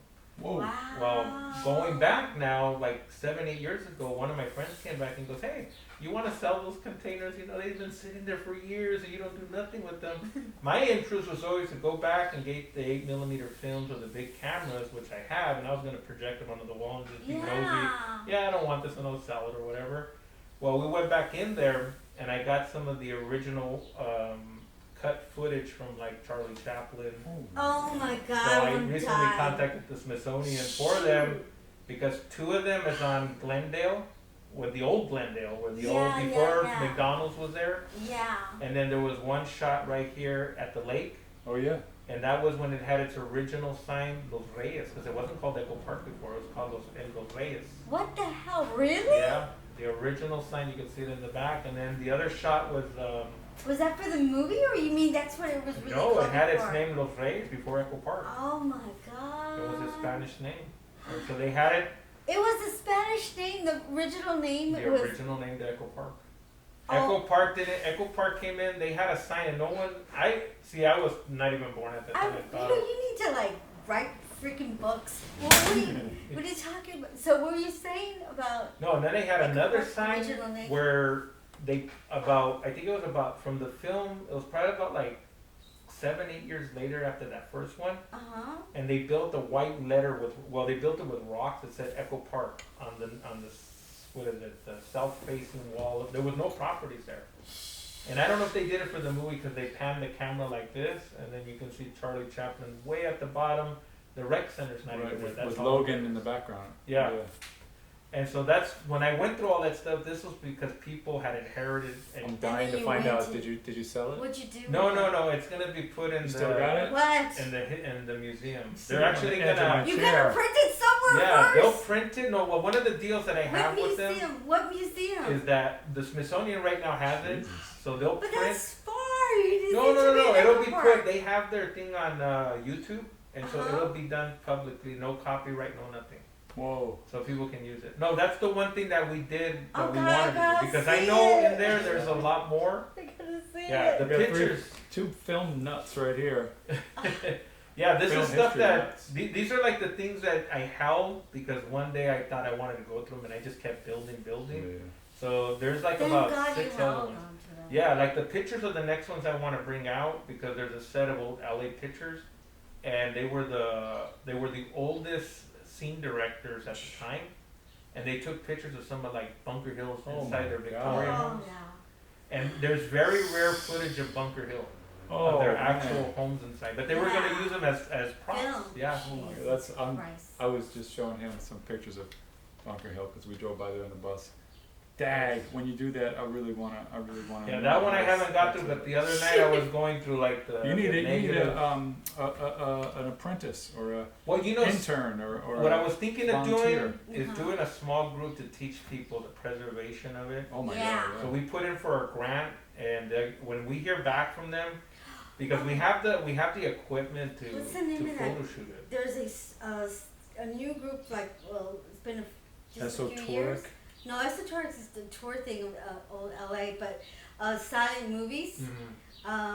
Shoot, I can't remember the name right now, but they're trying to do that. They're trying to do a museum for silent film and preservation. They're based from USC, so they do like films. They show some films sometimes, Yeah. and they're trying to preserve more films because so many freaking films are lost. They were thrown away. Yeah. I tell you, those families, I go there, this Or lady, the nitrate or whatever, like Yeah. it burns up. they didn't, no, a lot of the things were thrown away, because when I do estates and people would pass away, they would call me up then, you know, we want to liquidate everything. We'd go in, they'd show me the trust or the will or whatever it was to protect ourselves, that they had the right to dispose of it. And literally there were times where they're just like, here are the keys, you have a month, get it out, either hold an estate sale or I don't want nothing in the house. So we go in, and there were times where they went in and they would literally say, that's trash, and I'll be like, okay, well don't worry, we'll take it with us, you know? And we'd be looking through a lot of stuff, you know, paperwork, and it's just, it got to the point where we had a small team looking through all this stuff, because paperwork was also important for letters. We found a lawyer that had a lot of letters for Marilyn Monroe, and most of that stuff I've already donated with the understanding that it become public and free, because it's an archive. That's what we were taught to do. You didn't need all the money to do all that stuff. I think that like Marilyn Monroe's what? Marilyn Monroe's last nurse Right. lived in the house, the one who found her dead, Mm-hmm. and was like captive, like not allowed to talk to anybody for hours and hours because the Kennedys were, Oh, yeah. you know, keep trying to figure out what to do. Lived in that house at the top of this hill, which Do was you owned remember by. how the house was before? Yeah. You wouldn't even recognize it now. Denise Medell's house, the family. Yeah, like, well, a few years ago, was it 5 years ago? They just changed it. They took away all the character The and charm. turned that thing, which was just That's like. the one thing they did. They got those houses out. And Yeah. Do you remember it looked like an old villa? It even had a villa name. a lot of these houses were original. Yeah. That's why in the poor neighborhoods, the Craftmans and the That's Victorians. because they left them alone. Like the more it's in centralized, like Bunker Hill, the more it's destroyed. And then the other ones are still there because it was further away from the city. They were lucky enough, and it was preserved because nobody went over there. Because that's why these were the biggest ones to preserve. Well, most of them got preserved later down the road. People stood respect, even in the Mexican homes. Yeah. They there's a house right here on Scott. It's a nice craftsman, huge inside. It's one of the bigger Sears catalog homes. Mm. Man, that one's nice in there. That one had that big fireplace and all the I stained think glass. one of them was moved. I remember seeing an article. Oh yeah, we had there was two that that my parents purchased on Rockwood and Glendale. Mm-hmm. Those were moved back in the 1920s with horse. Wow. There was nothing between here and MacArthur Park, and they moved them over here. The original owner passed, and they left everything inside the house. That's why a lot of the times when you go in, you could find a lot of the archived pictures that you don't see, like the Lady of the Lake. Yeah. You know, there was a guy that used to live here, a realtor, Ron Elmer. He wrote a book, The Ghost of Echo Park. Yeah. I have that book. Okay. Yeah. The pictures that he put in there, a lot of those pictures are the pictures that we took out of the States. Oh my gosh. Really? Yeah, we had licensed to him in the book, and he had mentioned a couple, but that was like a small synopsis of what the history. It was like, just to get a book out because Uh-huh. people were barely starting to understand the rich history of Echo Park. It didn't happen until the realtors got, because he was good and then he was bad at the same time, because he was part of the original realtors I remember that started the hype in Echo Park. Yeah, all of a sudden, all those old Victorian houses in forgot that area, they started Angelino fixing. Heights, Yeah, Angelino Heights. They were all broken down when I remember when I was a kid, because my friends lived around there, and then all of a sudden that book came out, it fixed all them up, and yeah, changed It was everything. huge. Property values started going up. Because they started coming out and offering cash for the houses. Because Yeah. I had a couple of friends that owned homes on Carroll Street. Right. And the old Michael Jackson home, the Thriller, and then the Charm House, and then there Yeah. were a couple of other ones that popped up. Well, the studios didn't want to pay for them. We offered them to them. They didn't want to buy them, so they ended up giving contract for all those years. Yeah, they were paying. It was $16,000 a month. Imagine that. And they were out there for what 6-7 years. Yeah, those things paid off like nothing. But it's like now, you know, they're still here. The bungalows that are here, the Craftsman was the common house up here, and they were preserved for so many years. The way it is now is the way it was when they were built up there, and that's why these areas, like the way They're important. they live, very important because Yeah. that's they Everything like the history. breeze, you know, the lowered windows, the, you know, It's passive history. cooling. That's why it's so important to preserve, at least to say what happened over there in those 3 communities. And those Because, yeah, houses, That's our history. It's not. they took them yeah. apart and they rebuilt them up there. You want to know? There's a funny thing that people don't know. In the 80s, there's a lady that passed away and gave me the videos of the old videos that they used to have at the reunions. Uh-huh. And Wow. I knew Lichas, I knew Tere, and I knew probably about 6 or 7 of the ladies on there, except for one, Linda. Linda's family, when I did the research on them, were one of the first ones that came over with the Arechigas and our families, the Navas. So when I sat there listening, I saw the video, and there's a clip of her when she comes out. And she says, and this is why we always tell people where, you know, they always say in the Latin word there's machista, right? The macho man, you know, theory. Yeah. But in those times, then she came out and with her father before he passed away, and she says, me and my father built those homes. She goes, I was a carpenter. And see, this is why I tell people those videos are so important to show that at that point, a woman could do anything before this whole movement started about women being restricted to do stuff. I have a funny story about that. Lupe and I have become friends with a guy who grew up in this house. He was here since 1940 to 1955. And the neighbor named Rigatti, an Italian woman, is the one who built that house up there. But she was not allowed to pull a permit to build a house because they wouldn't give them to women. This is the other side, government, you know. So she had to submit a permit request with the male version of her name and built that house. And that wasn't even that long ago. But she was a communist, and you can kind of like, there's so much history that's just so. She worked for the, was it Disney or? Oh, I think she was for the Disney. Well, you know what's funny is when they allowed them to do that, even the houses in Palo Verde, they were structurally better and they flew better. Yeah. Their house design also reflect their character. That's what's amazing about Lupe's house is that it's like perfect in the Where like the angle the is. angle really and the perfect. view and the like the breezes and the sun. It's just unbelievable. You know, it's funny because then I looked up with like the red lines and Red the red car. cars and it was kind of interesting. Like the first neighborhood line, the one that came down Echo Park Avenue, was the first neighborhood line. The other ones had like Sunset and big places, Glendale. big streets. That's it. But the first one was the one here.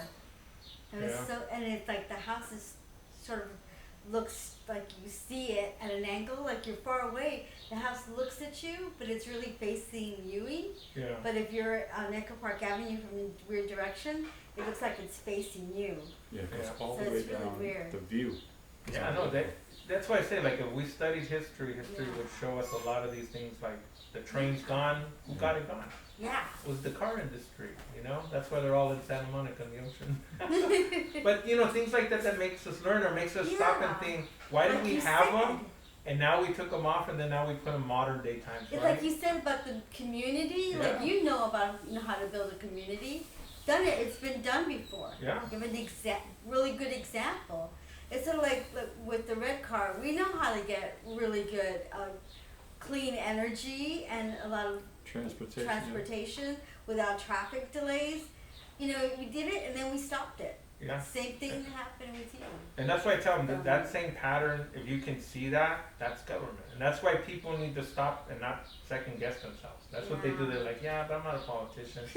You don't need to be. You just you have something like brown people, when we get them, and black people to get them empowered. I always tell them this: you have one thing that's never been taught, and that's the survival skill of the system. Yeah. You can identify, even if you don't see it, you can be trained to be able when you feel it. Much more creative because you've had to be. Because you've been whipped. That's why I said there's two things about that. And when I talk with the black groups of reparations, they don't like me right now. And I said, we know when it's wrong. It's twice as wrong when you know what you're doing and it's wrong and it's political and you use it. And because it's very tough to get them to understand that the political world right now circles them. But only because you have registered voters. You're only 9% of the city. You're very weak. Yeah. Politically. And you can't have enough babies to overcome that brown vote.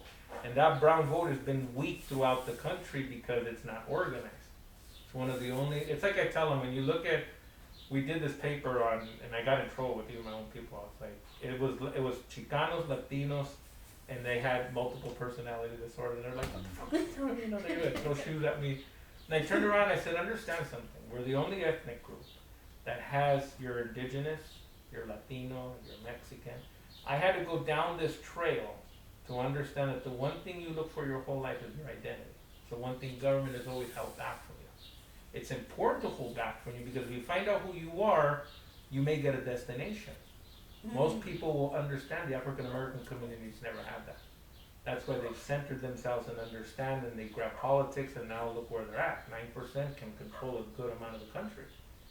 But the brown folks have stood there, and I said, you're centered, and even if we learn, and you say, Lupe comes up and says, I'm a Mexican, and I'm proud, I'm going to rule the world, right? Then you find out, well, hold on. Mexican's a modern construct. No, there were Mexicans there. There were the Mexica people. And they Mexicans, right? And they use that term. And that's what gets them to now start thinking about themselves. Like, well, I'm not going to say nothing because I don't want to look stupid. I'm like, look, looking dumb and making a mistake is a natural good thing. It's not a bad thing if you know how to use it. But if they don't have that centered, then they're never going to understand what's happening to them. And that's why they're the greatest controlled people out there. And that's what makes them dangerous at the same time. Because right now, Biden and Trump are fighting for them.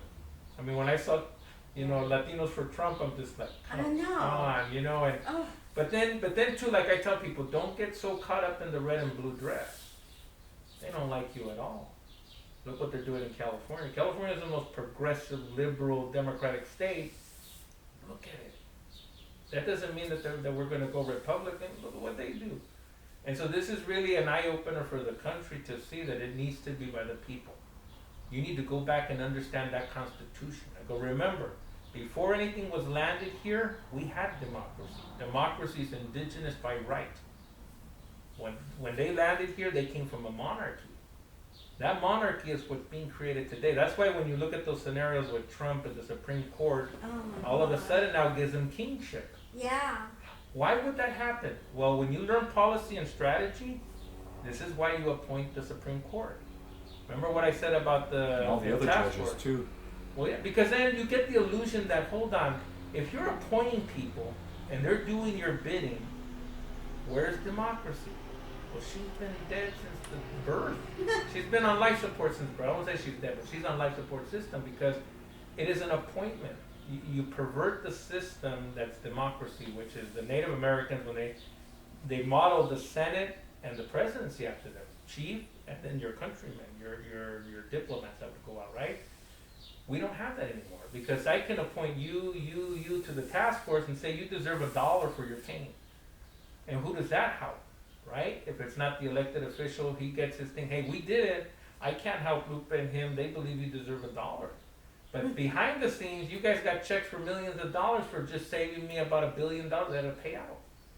See, and that's the illusion. That's why I tell them in neighborhood councils, like in Echo Park, they came to me and they're like, man, I don't want to deal with these people. They get so angry. I go, well, do what the big boys do in City Hall and in Sacramento. You build a slate. Clean the board up of its sins with good people.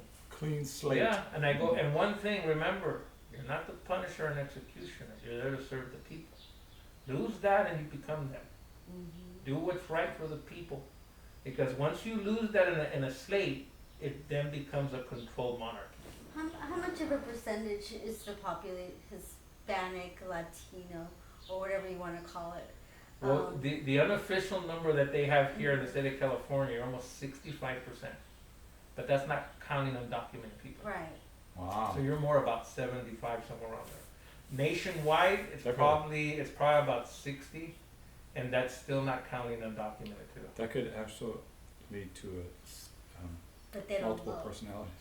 Oh man, well that's what. Well, see, But this they is. don't vote. That's But you know the funny part is that's what comes. Like right now, the biggest fight, like in the neighborhoods everywhere, is I'm a Mexican and then I'm a Chicano, and so I'm like, don't go down that road. Neither one of those terms. Oh, They're periods in your life, but they're not your true culture where you come from. I don't like Latino, even though that's what's used. Yeah, Latino, Or Latino Hispanic. X, yeah, or Hispanic. Although they say that this situation with the Chavez Ravine played a big part in the Chicano, Oh yeah. Well, that, yeah, power Chicano. movement. Well, remember the Chicano movement with the Mexican That's American. different, yeah. What happened was it was a split successfully by, and this was done by government. People need to do the research on this a lot. They were so conservative with the Mexican, right? That the Mexicans born here, but then you could not be loved by your father because you were Americanized here.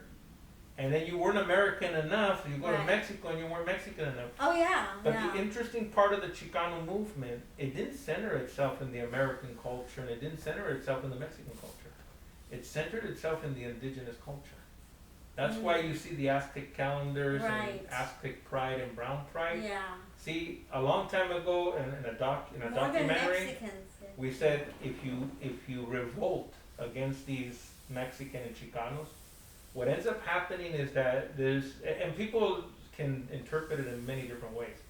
It takes you right back to square one, which this young generation, and this is why the indigenous movement needs to be captured politically, is because that's the first original sin.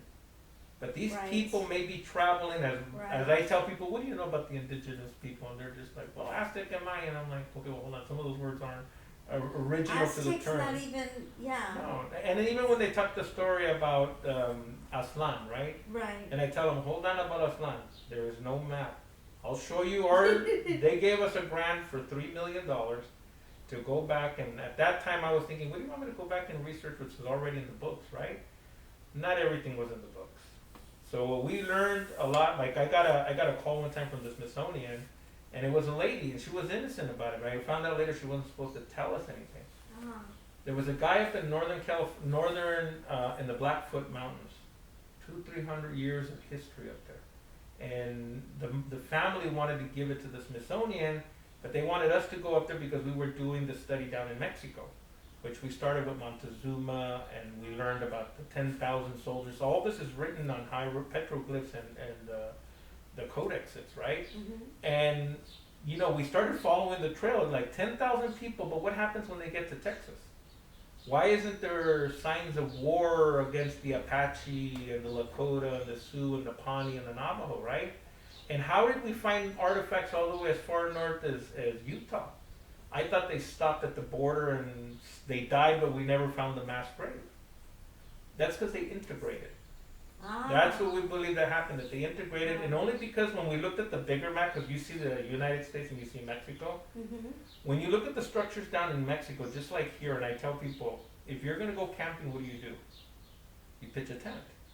So all of the northern part of the United States were tent-related natives. They were nomadic, they moved. But when we traced them down, all the way down to Mexico, well, remember the border didn't exist there, so we can't Right. believe that border prevented Right, people stop. from rising and, just bartering, whatever. That headdress that was up there, when I got there, they sent me a picture, and when I saw it, my eyes like lit up, and I'm like, you know what, if the Smithsonian carbon dated it already, which I think they made a mistake when they did it, probably dates back further, this headdress is about 300-400 years old. And the strange thing about it is that it had macaw feathers. Macaw feathers are tropical feathers. They don't belong in the northern hemisphere. And according to all the Western teachings, while they didn't talk to each other, there was no communication with the south or the north. These were two separate tribes on this continent that didn't have any communication. That headdress proves that they had communication. It proves the trails, it proves everything. No matter how those feathers got there, those birds never existed up there. And that's what led us, and you hear this term a lot in the indigenous culture of Turtle Island. That was another common denominator, that when I went up there and they told me turtles up there, and I'm looking at their artifacts, this is in the museums. We went up there and I didn't say nothing in the beginning. Mexico, all of it is turtles, and they have the flat arms because they're sea turtles, right? I went up there and expected to see turtles, but I expected to see tortoise legs, right? Those stumpy things. No, they all had the flat legs, and no one had picked it up. I said, you guys are dating these things about 1,000 years ago, and these things have flat arms. There's no sea turtles up here. And in the last, ice age, we haven't passed that. It's only 1,000 years, right? I'm not talking about hundreds of thousands of years ago. And that's when a group of professors came together with politicians, and they said, well, it's an evolution of thinking, and we're going to learn. And then right away, they pulled them off the exhibit, all of them. Where they're at, I don't know. Wow. And that's when we came down here, and just in the last, we had spent like $2.some million. In the last $500,000, they took it from us. Because we were going to bring up the fact that when we came up here in the tribes, see, the tribes up here speak about 60% of the Anawa language, the original language of the Aztecs. That's the Lakota, the Sioux, the Pawnee. They speak the same language as the people down there. No way. And here's another one. I went to Mexico and I was doing a big old conference there, and this young girl, native girl, stands up, and she's like, and I'm thinking, God, what the hell does she know? She's just a young girl that wants to talk. And I remember my mentor telling me, stop being a man, you're gonna let them talk. And I had this thing playing in my head, so I said, okay, speak and let's get it over with, I'm tired of you pochos coming over here and telling us that we're conquered and bull this and bull that. And I'm like, man, I really shouldn't have let her talk, But I'm glad that I did, because she educated us all. And she says, the one thing you guys made a mistake in is when you go home, what does your dad use as a raccoon or a possum? And I said, well, tacuache and, mapache, Well, those aren't Spanish words. Those are native words down here. Those are the first languages of the Aztec people. I started thinking, what about tomate and aguacate? Those are first language. She goes, see, you guys are trained to think that you don't speak your native language. And then you speak it, about 60% of your language is that of the Anahuac language, which is true. Today, people don't recognize that or even accept it, but it's true. And then you go and she goes, you know how good they tricked you guys? And I was like, how? Because now she's got my attention, and I want to hear more out of her and give her a better mic and come sit down next to us. And she goes, because you think you speak Spanish. You don't speak Spanish. Go to Spain and you'll hear Spanish. So what do? Get on a plane and go to Spain. And we start recording, right? And we're recording some of the older people and then some of the younger people. And then we come back to the U.S. There is a whole indoctrinated series of Spanish in education. Right. The colonial standard of education. And so as long as you control it, you also control the future. They said if you steal a generation of kids, you can control the political future. And that's true.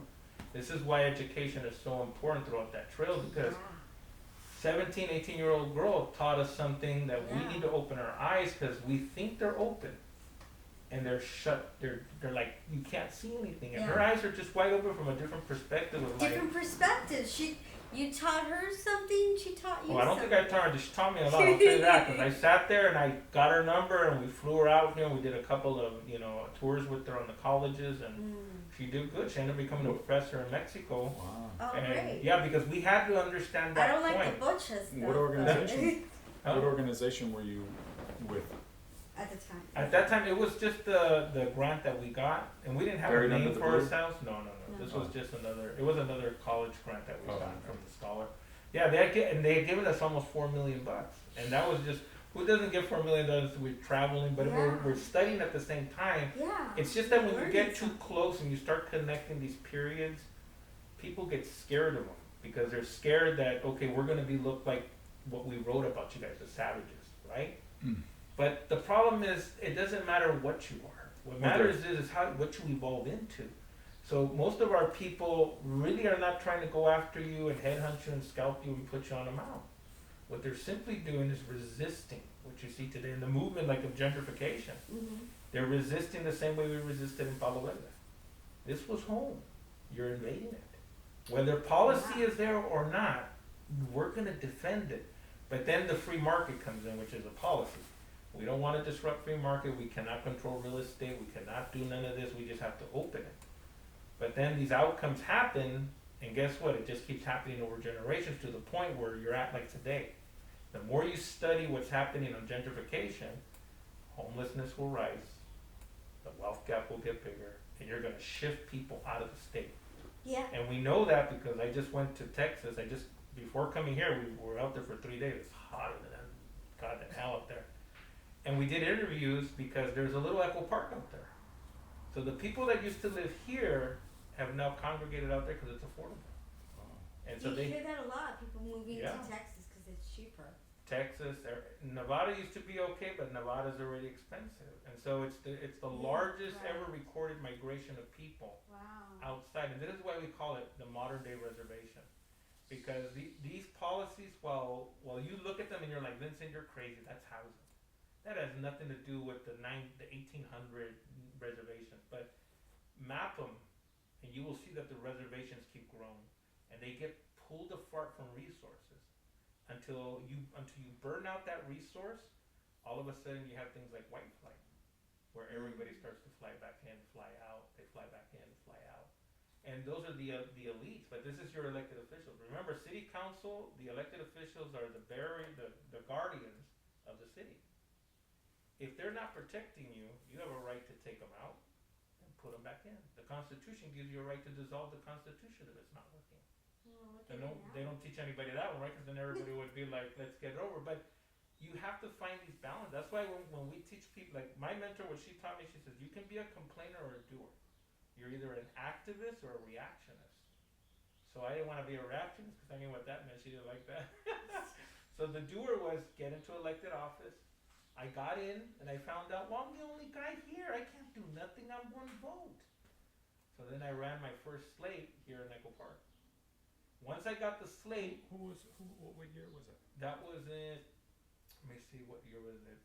2000, I think it was 2009, 2010. Okay. Yeah. I think I was aware of the situation. Was there a guy, I can't remember his name now, very controversial, was the head? It was probably the only one that was there. Used to work for Richard Palenko, and I can't remember his last name, but I have his face in my head. There was another lady who used to live not too far from here, Luisa Maropoulos. Yeah. Okay, Luisa was on it with me. She was on, Juanita. she's been on it until about 4 years ago. Yeah. She just moved out And of the she moved neighborhood. out of the neighborhood, yeah. She moved out of the neighborhood? Yeah, that's it. She had enough. She always posts on Echo Park Facebook page though. Yeah, they were Are here you for on Facebook? No, I don't get on. I just have the Instagram. But that was a long time ago. We had to stop it because when we came in, I was like, I'm tired of this. I'm tired of, like I have to negotiate civility. And Yeah. not that we didn't want to be civil, but they had their agenda. We had ours. Once we grabbed it, the whole playing field changed. All of a sudden, and this was the tricky part, working with people that have never been in power, all of a sudden have this power. The people who backed us up just said, oh, we trust you now. Like we had the whole community behind us, and we're like, no, you don't get to just pick up the Right. You have to Yeah. hold people accountable. People Yeah. can get corrupted. And we knew we weren't corrupt, but then I said, you don't know that. Always remember that. You don't ever turn a blind eye when someone has that much control over your future and your community. It's hard because you literally can't talk about what's not on the agenda. Exactly. And so who writes the agenda can control what you're allowed to talk about. And it's a very unnatural way to be in a space because issues come up after the agenda's been written and you literally can't talk about it. Yep. And There's not a rule, you can't change that? yeah, no, it's law. Well, look, that's why I say look at policy, and you'll see that. I'll give you an example. I gotta run to the bathroom. You guys keep go ahead. going. Like the conflict of interest, that's not a law to protect transparency.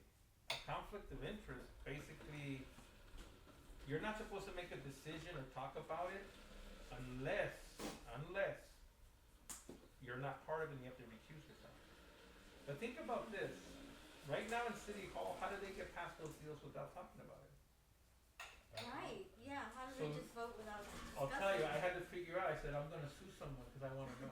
I'm gonna spend $100,000 to sue somebody. So I sue them, and I'm part of the litigation team. And I sit there and I say this, how am I gonna figure out that him are interconnected, they need a email, they need to have a conversation, and I need to prove it at the end, right?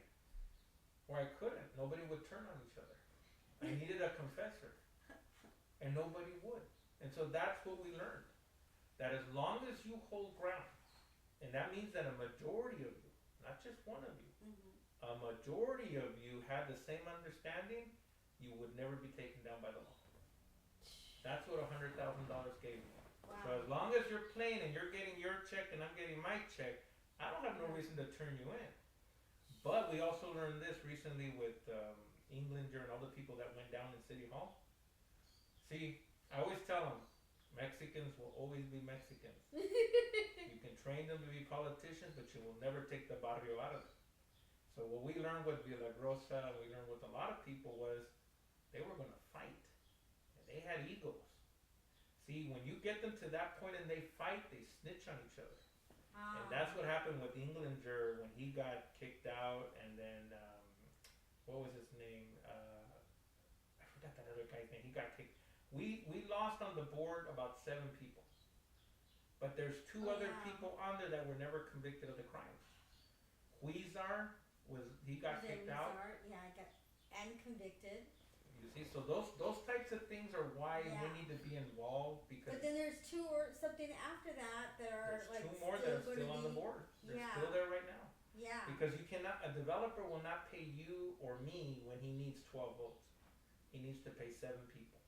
Once those 7 people are paid, he has development. So it takes 7 people to pass the So he has to, development. buy off more than one guy. Oh yeah. And then you start to learn, like when you look at history, we've always been taught that unions were good until you actually look at the union's creation and what it was created for. Unions can be good if the board is not corrupt. Back in the days, they didn't have unions, right? Back in the days, if I had to corrupt you, I had to go through at least 5,000-6,000 people. The bigger the group, the more I have to pay. So by the time I'm looking at my paycheck, I'm like, I'm only going to get, it's not even worth going to jail for that, you know? So you had to pay. So what they did and what they were smart is they concentrated to a board of directors. Oh, it was easier to corrupt? Oh yeah, you just, now I don't got to corrupt 1 million people. Yeah. I just corrupt the 6, and they believe in those people. They voted for them. So those people now become by majority, depending on how your bylaws are written, they become the people that now become the for all of decision. them. And I just got to pay you. I even pay you more money because you're such a small group, and I know Yeah. you have a control over 1 million people. And so that's how it's hard to litigate in those cases. You're never going to win them unless somebody gets pissed off, or you, literally what they do is they tell you, well, he got like 10 million. Well, I thought the deal was for 5. Why did he get more than me? Yeah. Now, well, you know what? I know shit on him. And all of a sudden, That's when they turn on each other? well, you hope, because sometimes they stop and they think. But if he goes down, I go down. And that's the beauty of the conflict of interest, is it makes you think before. It's actually a law that helps you think before committing the crime. Most laws will, like, you violated, too bad, I caught you, you know? This one makes you say, well, if I say something and Lupe say, but I'm mad at Lupe right now because Lupe did some bad stuff, and you gotta learn. That's why they say be civil, because, you know, be calm and civil when you make those decisions. Because if I snitch on you, I'm gonna go down, and probably like 7 other people are gonna go down. Because they're gonna say, if Lupe did that wrong and you did that wrong and you took that and you, hey, there's a conspiracy here. Now you're in trouble with the law, and that's why. Wow, that They works for keep them. it shut. Yeah. I learned that it cost me $100,000 to learn. But if I That's wouldn't a have good done, lesson. well, if you don't do that, what you end up thinking is that democracy is that you're an independent thinker and you're serving me Right. because you're my district. Behind the scenes, I don't know who you're cutting a deal with. I don't know if you talk to, like right now with the housing, Mhm. why aren't you having these conversations outright that there is no major solution immediately? You know, when they look at me and they say, what would you do? Because Karen Bass told me, the mayor, she's Oh, like, yeah. You always come up with this. And she'll cuss. The ghetto comes out of her when there's no mics or anything. It comes out of her. She goes, you think you're gonna have the answers for all this shit? And I'm like, look, I'm gonna tell you one thing, and it's gonna be hard and harsh. I never liked bridge housing because bridge housing right now that we have at the tiny homes, we don't got no money for it. Where are all those little homes gonna go and all that expensive rent? To the trash. That's where it's going, to the dump. That's where all our millions of dollars are gonna go to the dump. And then you're gonna have 30, 40,000 people in the street again. So now we're gonna have 70,000 people homeless again. If it was me, as much as I don't wanna see any mother, any child, or any person in the street, I would have put all the money into in 100% permanent, in perpetuity, very, very low income housing. I knew people were gonna be on the street. I cannot beat that. And I know that even more people as years go by, because if I can't meet numbers, they will be in the street again. What about that apartment building, was it on Hill Street, that was supposedly public housing for, I think it was 30 years, and then the guy, the new owner says, you know, maybe a couple Hillside of years. Villa, yeah. Yeah, and then. Well, that's why the policies don't work. This is why I tell people, we don't need to be scientists or, you know, strategists or lawyers. Work all these times. 30 years, and then the city goes back and spends $1 million on a study. I could have given me $500,000, and I would have told you what you would have came up with. How much money you can spend on studies and ideas? Yeah, and they come back with a 55-year covenant. They didn't just sell your kids out; they sold your grandchildren out. See, and that means one thing. That was their idea? You can survive here, but when we do estate planning, everything's in a trust. Make sure that you have, if you're thinking your kids need $2 million, you better say $6 million. Let's say you overthink it or whatever, that's fine. At least they'll be overprotected, right? But if they're not, they're barely gonna make it. Because the generation before us, like my grandparents, they would be passing away in this time now. They'd be over 100 years old. Their estates, well, if they died when they were like in their 60s, yeah, they would be good. We didn't have such expensive stuff, right? But if they died, like they died today with $100,000, and that was a lot of money for them. Yeah. It's nothing today. Nothing. You'll blow through that in a couple of months. It's nothing.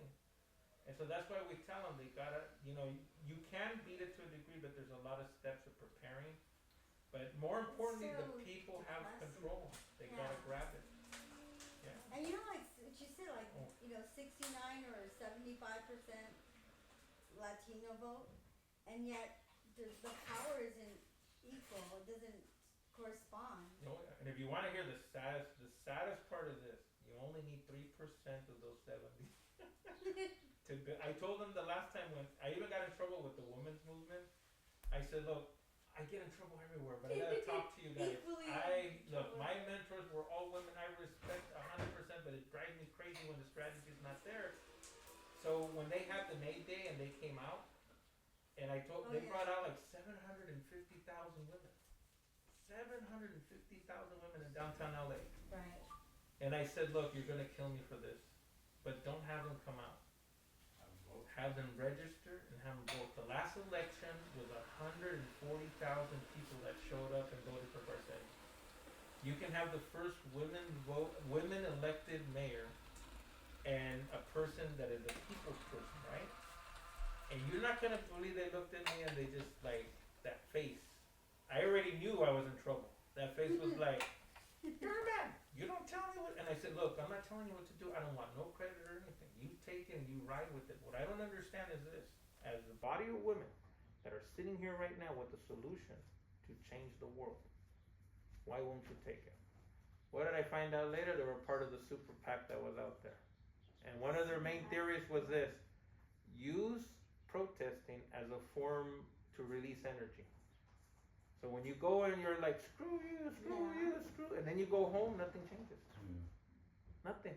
Because you It's will also never, been- huh? I was just gonna say that I've always thought that the civil rights, the success of the civil rights movement was often attributed overwhelmingly to protests at the expense of all of the sort of policy work that was going on and the political organization. So it almost like we sent this message that the way you get things done is protest. And that is part of it for sure, maybe even a big part, but it's got to also have the other kind of political organization aspect and voting and you know. Well, if you look at it, it's been very controlled. Like Chicano studies, Mhm.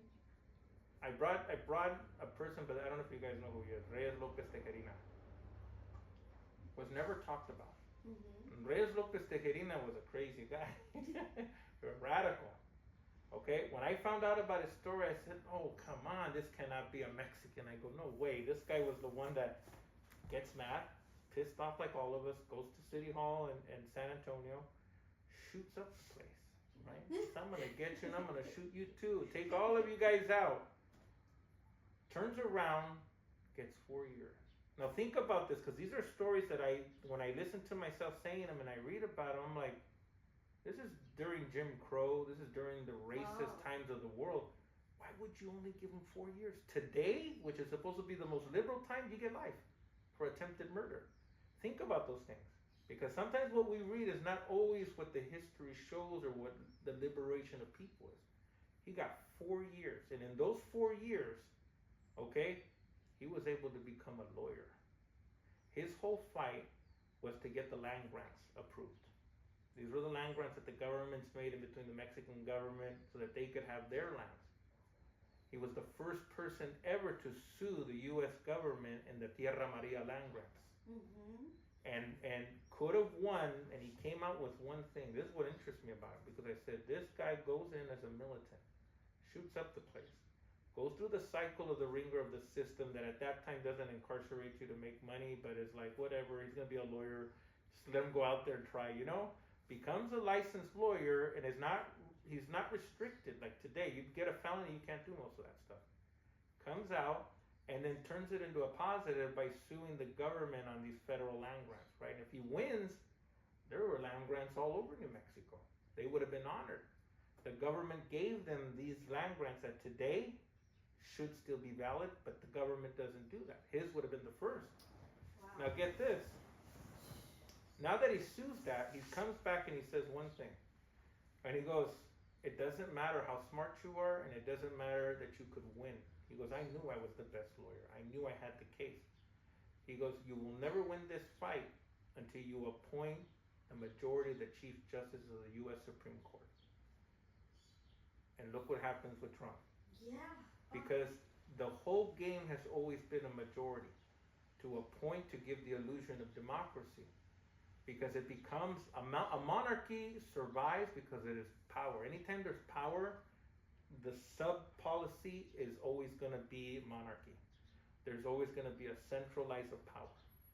You don't see it, but it's there. And when you start to look at the way he thought, I said, well, what do you think about a monarchy? He goes, that's what it is. He says, whoever appoints, which means, he goes, now here's the plan, Vincent. And I said, no, I don't want to hear it, because my brain's already computing this damn plan of yours. And I'm all like, you have to elect 4 successful presidents so that they can appoint in the lifetime positions of those things. And he goes, and we will not see this in our lifetime. This is something that you must give the kids into the future. And Trump appointed 3. I guess he'll be up to 4. He'll have the most.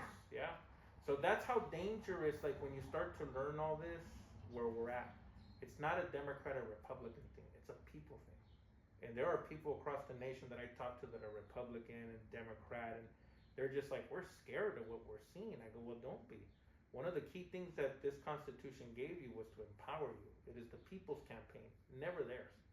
The parties were divided because we can divide each other on a dumb issue. That's why, like I tell the people here, you cannot get divided. Housing is a big thing. And at the end of the day, of course, the rich don't want no one. Look, if someone came and said, Vince, build a development here, and I had to give up my beautiful view and all that stuff, I'd think twice about it. I'd be like, why am I going to lose that, you know? Do I look at humanity? Well, those are things that need to be discussed as a whole. We have to think of it as a society. We cannot just throw it away, and if we ignore it, do we accept it? And then what comes from it? They won't have those conversations because they're uncomfortable, because you express what you truly feel. And this is why I tell them, this is why we'll never get anywhere. Because you want to sugarcoat it and say, well, that neighborhood's not too educated, but let's just do zoning, granny flats, and then when they're not looking, we'll put in the state benefits that you never knew was going to happen. Like in the Elysian Valley, they're like, well, they're going to keep the community because we have a queue condition. I go, the state trumps the queue condition. So if someone adds one affordable unit, you get 2 stories. So now you think that the city's, messing you over, right? Because you thought they were going to build a 1-story. Now because he added a thing, he gets a density bonus because the state gives you a density bonus and now they have to enact it. So those things aren't always true what we see. That's why it's important for people to understand that those policies and like we used to call it like a Bible study, but it was the charter study. And we'd sit there because the charter is actually written in language that people could understand. It's so old and they haven't updated it that you could literally sit there and look at. Understand it? And yeah, you're gonna look. I always tell people this: you're gonna get more disappointed than you are gonna be happy. You're gonna understand that democracy has been asleep for a long time since that document has been built. There is no democracy in there. There's nothing fair about it, but it also gives you an empowerment that says this. People blame themselves. What did I do in my life? I hear that a lot. Like a lot of people said, I screwed up. I made the wrong decisions. Government has this opportunity to make opportunities flourish and can fuel them in our community. We've done them in our own communities. Palo Verde is a prime example of that, right? When you look at RSO, and I wrote this paper like 3 years ago on RSO, I said, remember, we're looking at rent stabilization, keyword stabilize. Rent has nothing to do with the landlord or a homeowner. But in the charter, it's written that a tenant and a landlord cannot be a commissioner. That only leaves you a homeowner. Now you break it down. If you look at a landlord and a homeowner, they have more in common than a tenant and a landlord or a homeowner. Because you're talking about ownership of land. But the outcome, and let's say we're all crazy, we're just all drinking out of the same crazy juice, right?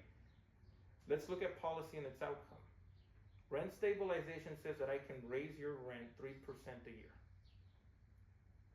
But your paycheck doesn't go 3%. Your Social Security doesn't go 3%. Right.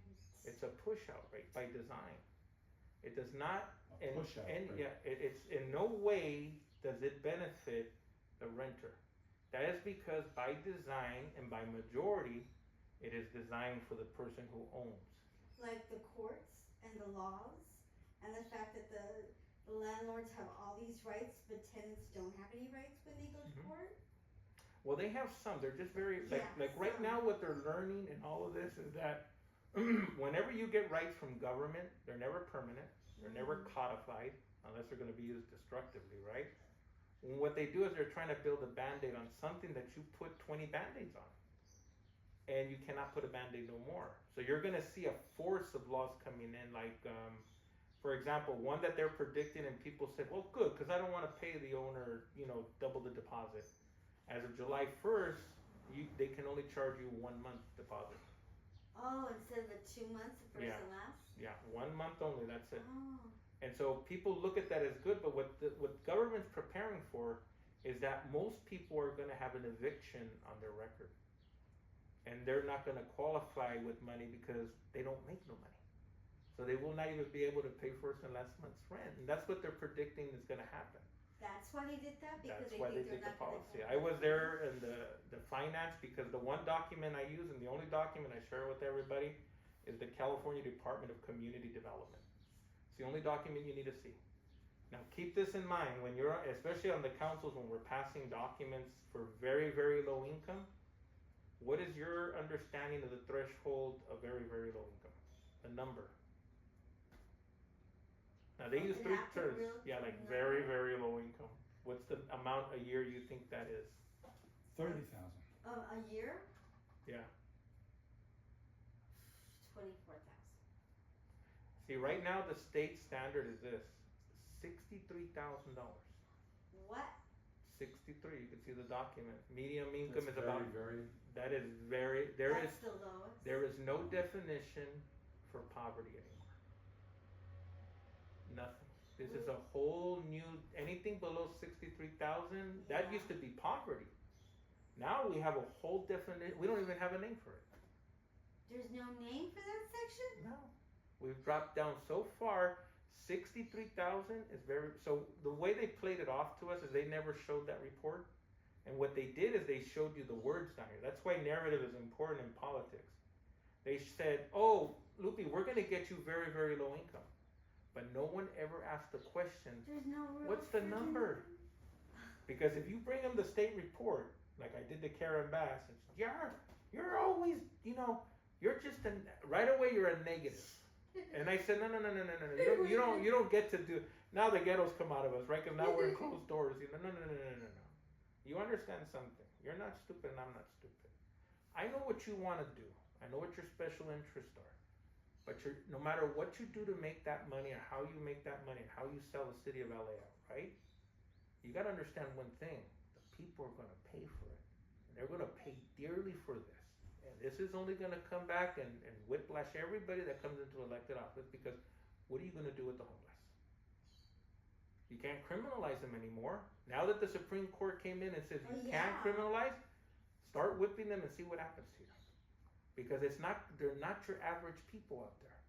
These are human beings that are working, and they got kids, and mother will do anything to protect those kids. So crime is going to rise.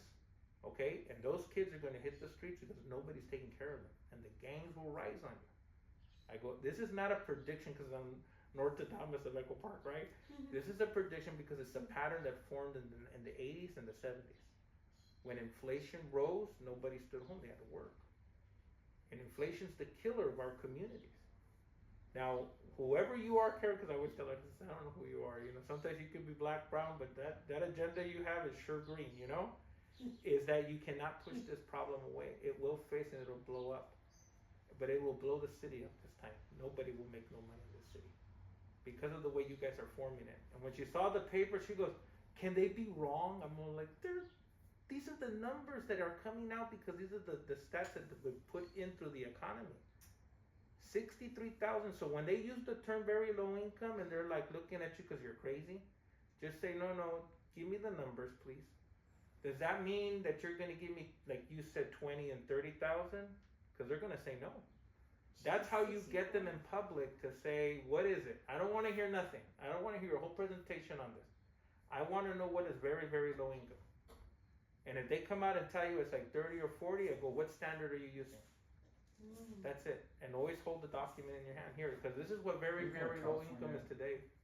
The California Department of Community Development. It's their medium income. CDCD. Very important document to have in the fight for housing. Wow. Because it also tells us too that there's no future for that. And that's gonna kill. Yeah. When we look at our kids that are going to college, those policies are telling you that they're dead. They're dead ducks sitting in water dead. And so what does, without these resources for a mother or a father to have, or even the kid going to college, what type of discussion do you think that's going to come about? Son, don't go to college because kids live in debt. Who's winning then? What developers or what? Well, look, they feed off the top and they don't care. Developers and moneymen and elected officials will feed until they blow up. There is no end to them. This is why the people need to rise onto it. It's going to be tough because not everybody's going to understand what we're talking about. And the complicated part is always looking at that narrative. Like when we did the first takeover of a neighborhood council, it was to change that narrative. You don't come to us and say, I don't go to that meeting because I don't relate to nothing they say. The first time we had that meeting and we were speaking anti-gentrification talk, right? Which is not allowed. You're not supposed to be biased. You're not supposed to be on one side. You're supposed to listen like a judge. We peeled the skin back on all that and said, look, this is what it is. This is what we feel. This is what I happened. want to do a history of the Echo Park Neighborhood Council because I've been through 3 periods where it was doing pretty good, and something happened and it crashed. Exhaustive efforts, like literally secret double probation by the city, like no longer allowed to meet, and you got back together. That's done. That's all of them. When they don't want to, well, people too, when they because people take over the board for the same reason that a regular person would take it over. Because they can pass the projects, they get public. That's the way you got to look at it. It's a strategy. But while you have your council, you're funded, you're educated. And you will continue to learn through that process and engage. Like they tell us, don't write letters to the state. Take me to court. That's what I tell them. That's Take me to court. Because you're always telling me, we can't do that because they're Gun will like, get "Well, hard on you. They can take things away, and they've done it Jesus. to us before. And I'm like, what's gonna happen? because this is what they tell me. They're like, that is out of your jurisdiction, has nothing to do with the purview of the city. I'm all like, excuse me, does the city get to work with the government agencies, and why? Because state law affects city law. Our development affects here. Whatever we do here, I have to understand what the state's going to interact, and I wish that the state interacts with us so they understand that it's when electeds are not doing their job and they're saying that these density bonuses don't affect a single dwelling community, a single height like the Elysian Valley, you're not doing your job, so I'm going to do it. So you know what? Before you want to take the council away and throw us into council jail with exhaustive efforts, right? I tell them, sue me. I'd like to see you sue me. Because the one thing you learn in this neighborhood council, think this in your power, this is legal power that every one of us have as council members. And it's not a volunteer seat. Volunteers do not do conflict of interest, and we do not get elected through official process. You're an elected official. The city council will always do this to you, both done representatives and if you ever had to use the city attorney, we advise you. You don't advise an advisory body if they're controlled by the council. But see, even the city attorney knows one thing. They cannot tell us what to do. They can only advise us. So are you now on Elysian Valley or Lincoln Heights? Cool. We were on Elysian. Well, we took the gravy train everywhere to show people, look, it's no joke. They can come after you and say what you're doing is undemocratic. What the hell do you think you did? And the only reason why it's undemocratic today and you want to expose it is because we're actually bringing people in and they're saying, which is what they say. God, I understand. Yeah. I'm gonna go to your meeting. I swear to God. No, it's just Nobody goes to Echo Park meetings. That's because when the people get there, there's the bureaucracy. And this is what as elected officials we can dissolve, this bureaucracy. Tell the truth. Like I can come and talk to people and tell them doomsday, right? Look at I often tell people, what is that conversation going to be with your kids once we figure out numbers? Numbers don't lie. It's just scary what you said about, like what is the median? Because even if you have a great job, that could be that you're at poverty level. Most people are coming out in the colleges will be in poverty level by design. And that's the type of hard things that I'm saying, look, I don't have a kid to have that conversation, But if you're going to have it, because the worst thing you could do is ignore. They go to school and they end up in that situation. All the time. So what do we do as a group? Money to go to school and then come back out, and then how are you going to be paying your student loans? And this is why the president's looking at these things. Yeah, because they gotta see. Like I told people, will they cut some of this crap out? Well, yeah. Now the money men are coming back saying, I think we took a little too much from these people. Yeah, they don't might give them a little break, But no, even when they transferred the money, because we had a big argument on the national campaign, with the Republicans and the Democrats, and then here in California, when they paid the rents, right? So we wanted a direct payment to the renter, and this was a big argument which they weren't going to do. That was the largest transfer of public money to the private sector. About 99% of that money went into big corporate housing. See, and they turned it as salvation to the people, but the people were still being evicted, and guess what? They still can't pay the rent. And we're right back in the same spot. And it empowers those people who wanted the money. And these are big corporations. They're not mom and pops anymore. That's why we have to be careful with the nonprofit sector, because the one thing they learn there is big corporations run a lot of them. BlackRock, Vanguard, Friends of the Alley River, all these places, because I've done environmental stuff and I challenge them. Like right now I'm working on the least spells burial, which is the endangered species along the river, that people were like, well, what do we care about? The city of Los Angeles actually looks at me, the biologist, and she's like, we need to build an amphitheater, and then we need a 15-foot buffer, and then the birds are going to be fine. I'm like, hold on. I studied biology. I worked at the state. We protected this bird a long time before you even came to this park. There's no way in hell that you're going to say a buffer with all those people is going to protect an endangered species. The first thing you learned about endangered species is you look in the mirror. We are the problem. Doesn't matter if you're indirectly part of the problem, whether you wear shoes or you're in a park. What that shows us there is that bird has habitat, food, and most importantly, it's comfortable to have young. Leave it alone.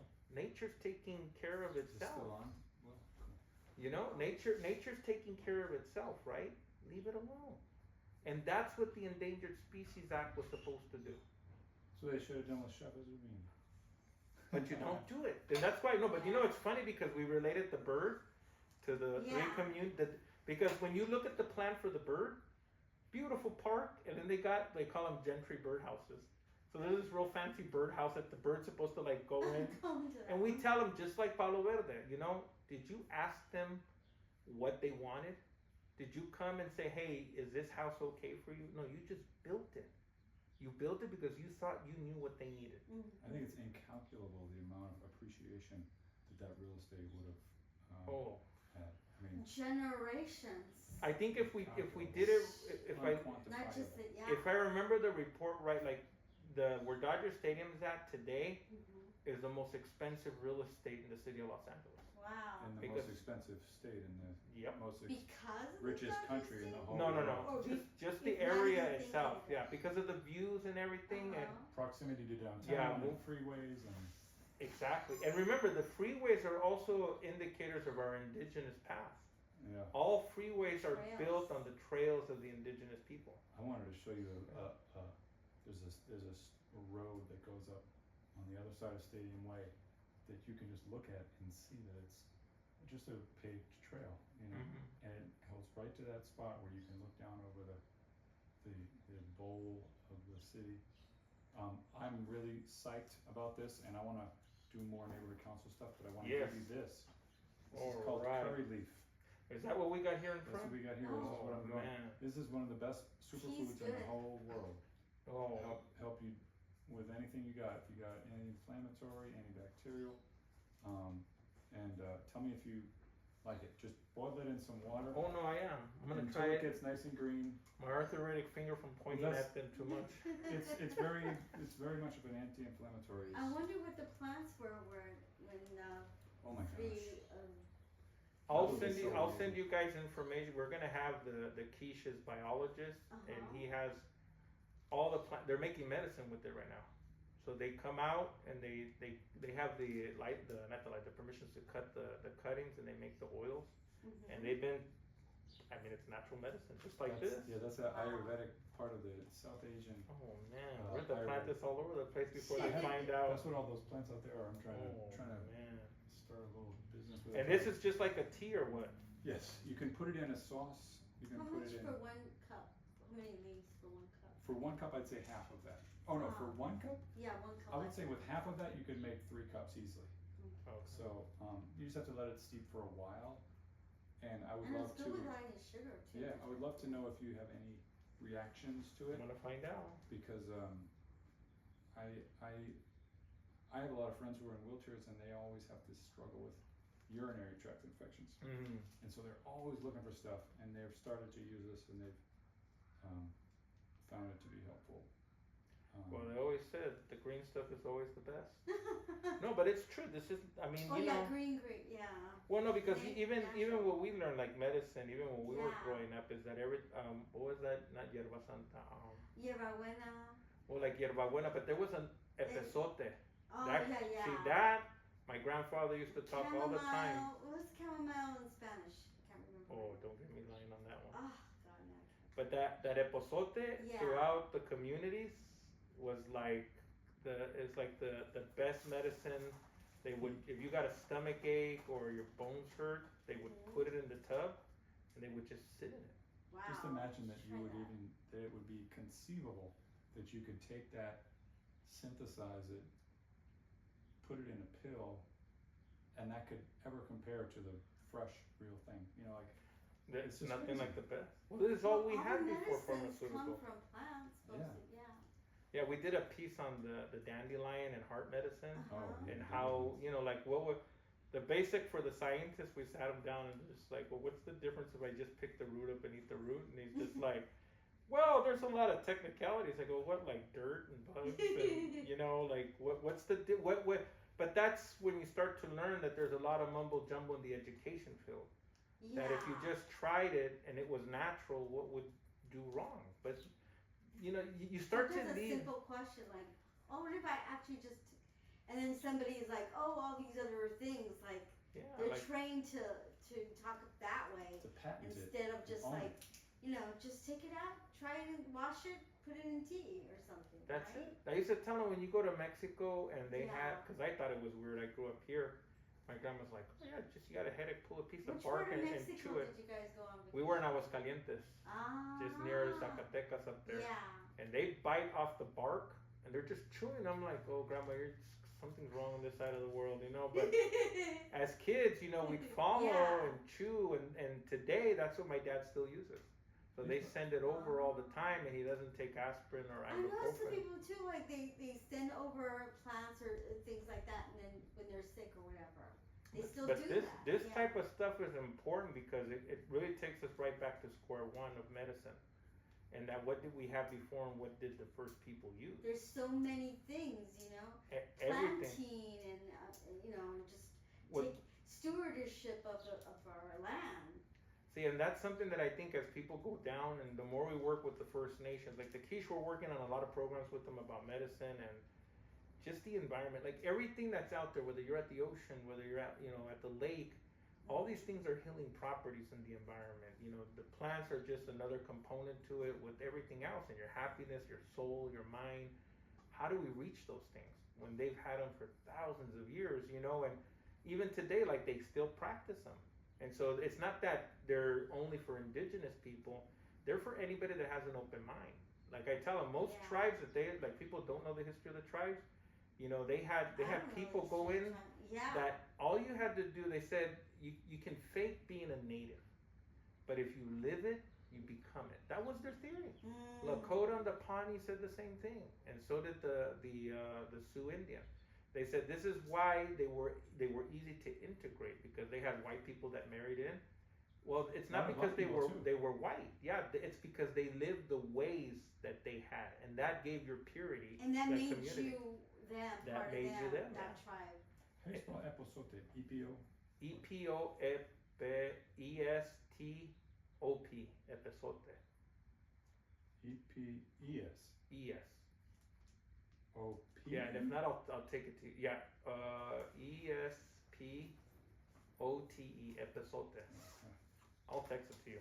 I have it there because there's so many ones that they send me, and then I know that the other ones, the what was that one they used to? There was a root that used to grow in the river. It doesn't grow there anymore, but they used to use that root for cuts and headaches too. I mean, I think everything has some type of medicinal purpose. It's just about trying it. What is it gonna do? We know. Look, I always tell people when you look at the medicine, like I look at those commercials for like Ozempic when they come out, they're just like, good, you lose weight. But then at the end, it's like a micro machine commercial. They're like, but you can get cancer, you could lose your liver, you may lose your sight. yeah. And there's a guarantee you might die, but I Yeah. can't say anything about it right now. But Yeah. you know. And you're thinking maybe it's worse to take the medicine than Well, hey, look, you can't lose with this, and this is why, like, you see the fights of how they centralize Monsanto's and see all these things. This is why I tell people in my history, I was very lucky to be able to fight and litigate and be part of the litigation on some of these lawsuits because we've seen the attack on these things, and this is why the Quiche Nation rose up and says, you cannot put a copyright on this, and no one in the world should ever copyright. That's why with even the films. I could put a copyright and I'd make millions of dollars selling off that I stuff. want to see those Yeah, films but so the much. thing of it is that those were gifts to the world. Yeah. We didn't need them. And all I tell them this, if you watched it and you're a lawyer and we need a case one day, that's all, just do pro bono work for pro bono work. You get an enjoyment and do the work for the cause. That's it. We don't ask for the money. I could put a fund aside or whatever. Now, what I did tell them, if the movie industry is going to use it, then that money goes automatically into a legal fund. And that's how we fund these legal fights with like the Breards and all that other stuff. So yeah, if it's a big corporation that's going to use it for something, That's different. yeah. But if it's a person that just is making a documentary and they want to get a clip, usually like UCLA, like they have our clips in Columbus, Ohio, the school. They acquired them because they bought them, and it kills that they bought them for only $300 off eBay. All the KTLA 8mm films you see, they cleaned out an estate of the guy who filmed it. They own all the rights and they have audio. So they won't release the audio to us, but they release little clippets. When is it up? Well, mostly of Melissa's, like her grandma, which is she was the most like. Are you kidding me? She threw that. We didn't think she threw the rock. We thought she put it down, but then apparently there's the third attempt where she picks it up and she throws it at the sheriff and it hits them. And so, because that whole video is very rare to see. They've been cutting it out from us. They don't want us to use it. Didn't Esteban send you one? This guy lives across the street. He's doing, I think he's UCLA, and he sent me a clip from what happened, but it has no sound. Yeah, that's the one that we've put out. Yeah, that's our piece that we have that was saved. But the other ones, they have audio, they have interview. This is the first time Melissa ever heard her aunt speak. We found the clip when they must have released it like for trial. They were doing something and they released it into the public. And I played it for Melissa, and you can hear her aunt. She's like, "Oh no, we're not stupid. We know what the government's doing, and then poof, it got cut off. And then so we went back looking for it to get to download it and get it. And, no, but I've seen the clips because they invited us. They said, "Look, we're not stingy." I said, "You're stingy. You own it and you want to sell it." On eBay got it? Well, sometimes you can find some weird stuff on Who eBay. Who is this person? You need. Well, it's like I said, anytime they do estates or anything and they sell them, they can go on any public market. So, I mean, it's just good to know that they exist. But they charge, and they charge $5.50 for a minute of footage. And they want to see it before it goes out, so they have total control of your creative. Wow. Weird stuff. Of your life, yeah, weird stuff, but there's stuff to talk about later, more topics. And so interesting. But no, the more we get into it, the more we hope, some of this stuff. You're gonna do something at my house, in my yard. And maybe we'll have I want not a protest, but like something, like this is freaking, like, I know a lot of people are new around here and they don't have the same, and I'm not young either. So like, but it's so important to this neighborhood, and the city. Yeah. Well, it's just to open up a conversation on the history of housing. Get people educated on, a lot of people don't understand why we're here, why there's a lot of anger, why there's a lot of, gentrification. People don't want to use that term, they get hurt. There's a lot of stuff that they need to know because some people are not aware. And to come here it's a clean privilege. up the word The funny thing gentrification, is, you can almost like see it just by looking at your house. Like it almost, there's a visual, because it was the first house built here, and then it was like part of it women's rights in that house. Yeah. And then the murder that got in that house. There's 2 murders in there. Well, it's just that evolution of how it happens and how it got there. Remember, these areas were once rich. Then society and politics turned them into the ghettos. Same thing like East LA. And now we want them back. And so the question becomes in housing, where does those patterns fit in? They see like I always tell them, from the indigenous people, it's never changed. It's colonialism revising over and over again. And that's because they're not in power.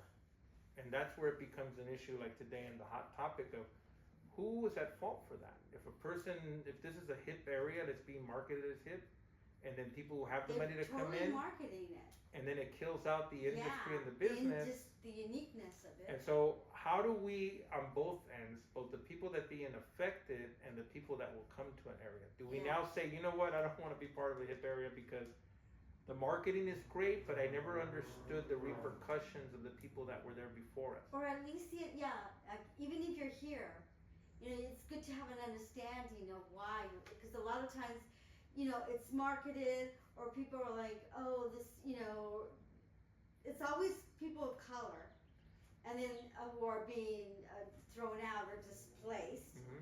So, like, how is it always like that? So there's a big history of why it's done that way. My phone is dead. No, and that's why it goes back to like design. This is what the education that talks about it. It's always going to go back to policy. It's always going to go back to that political structure. And you could be even people who are like not of color or whatever. We could all be part of the solution together. Well, then you evolve from that, and that's why I make that point that today's racism screams. This affects black, white, brown, Chinese. You're not green enough. So that's why those numbers become important, because in the discussion it centralizes the truth behind. Because some people say, I don't gotta worry, I got $1 million in the bank. when you do the numbers, no, I'm sorry, you're not where you think you are. You're not nowhere near there. You're gonna end up having a problem down the road. And when you first said Did it get beginning, deleted? it's all about like it's all This about is the most community, important one. you know, destroying community.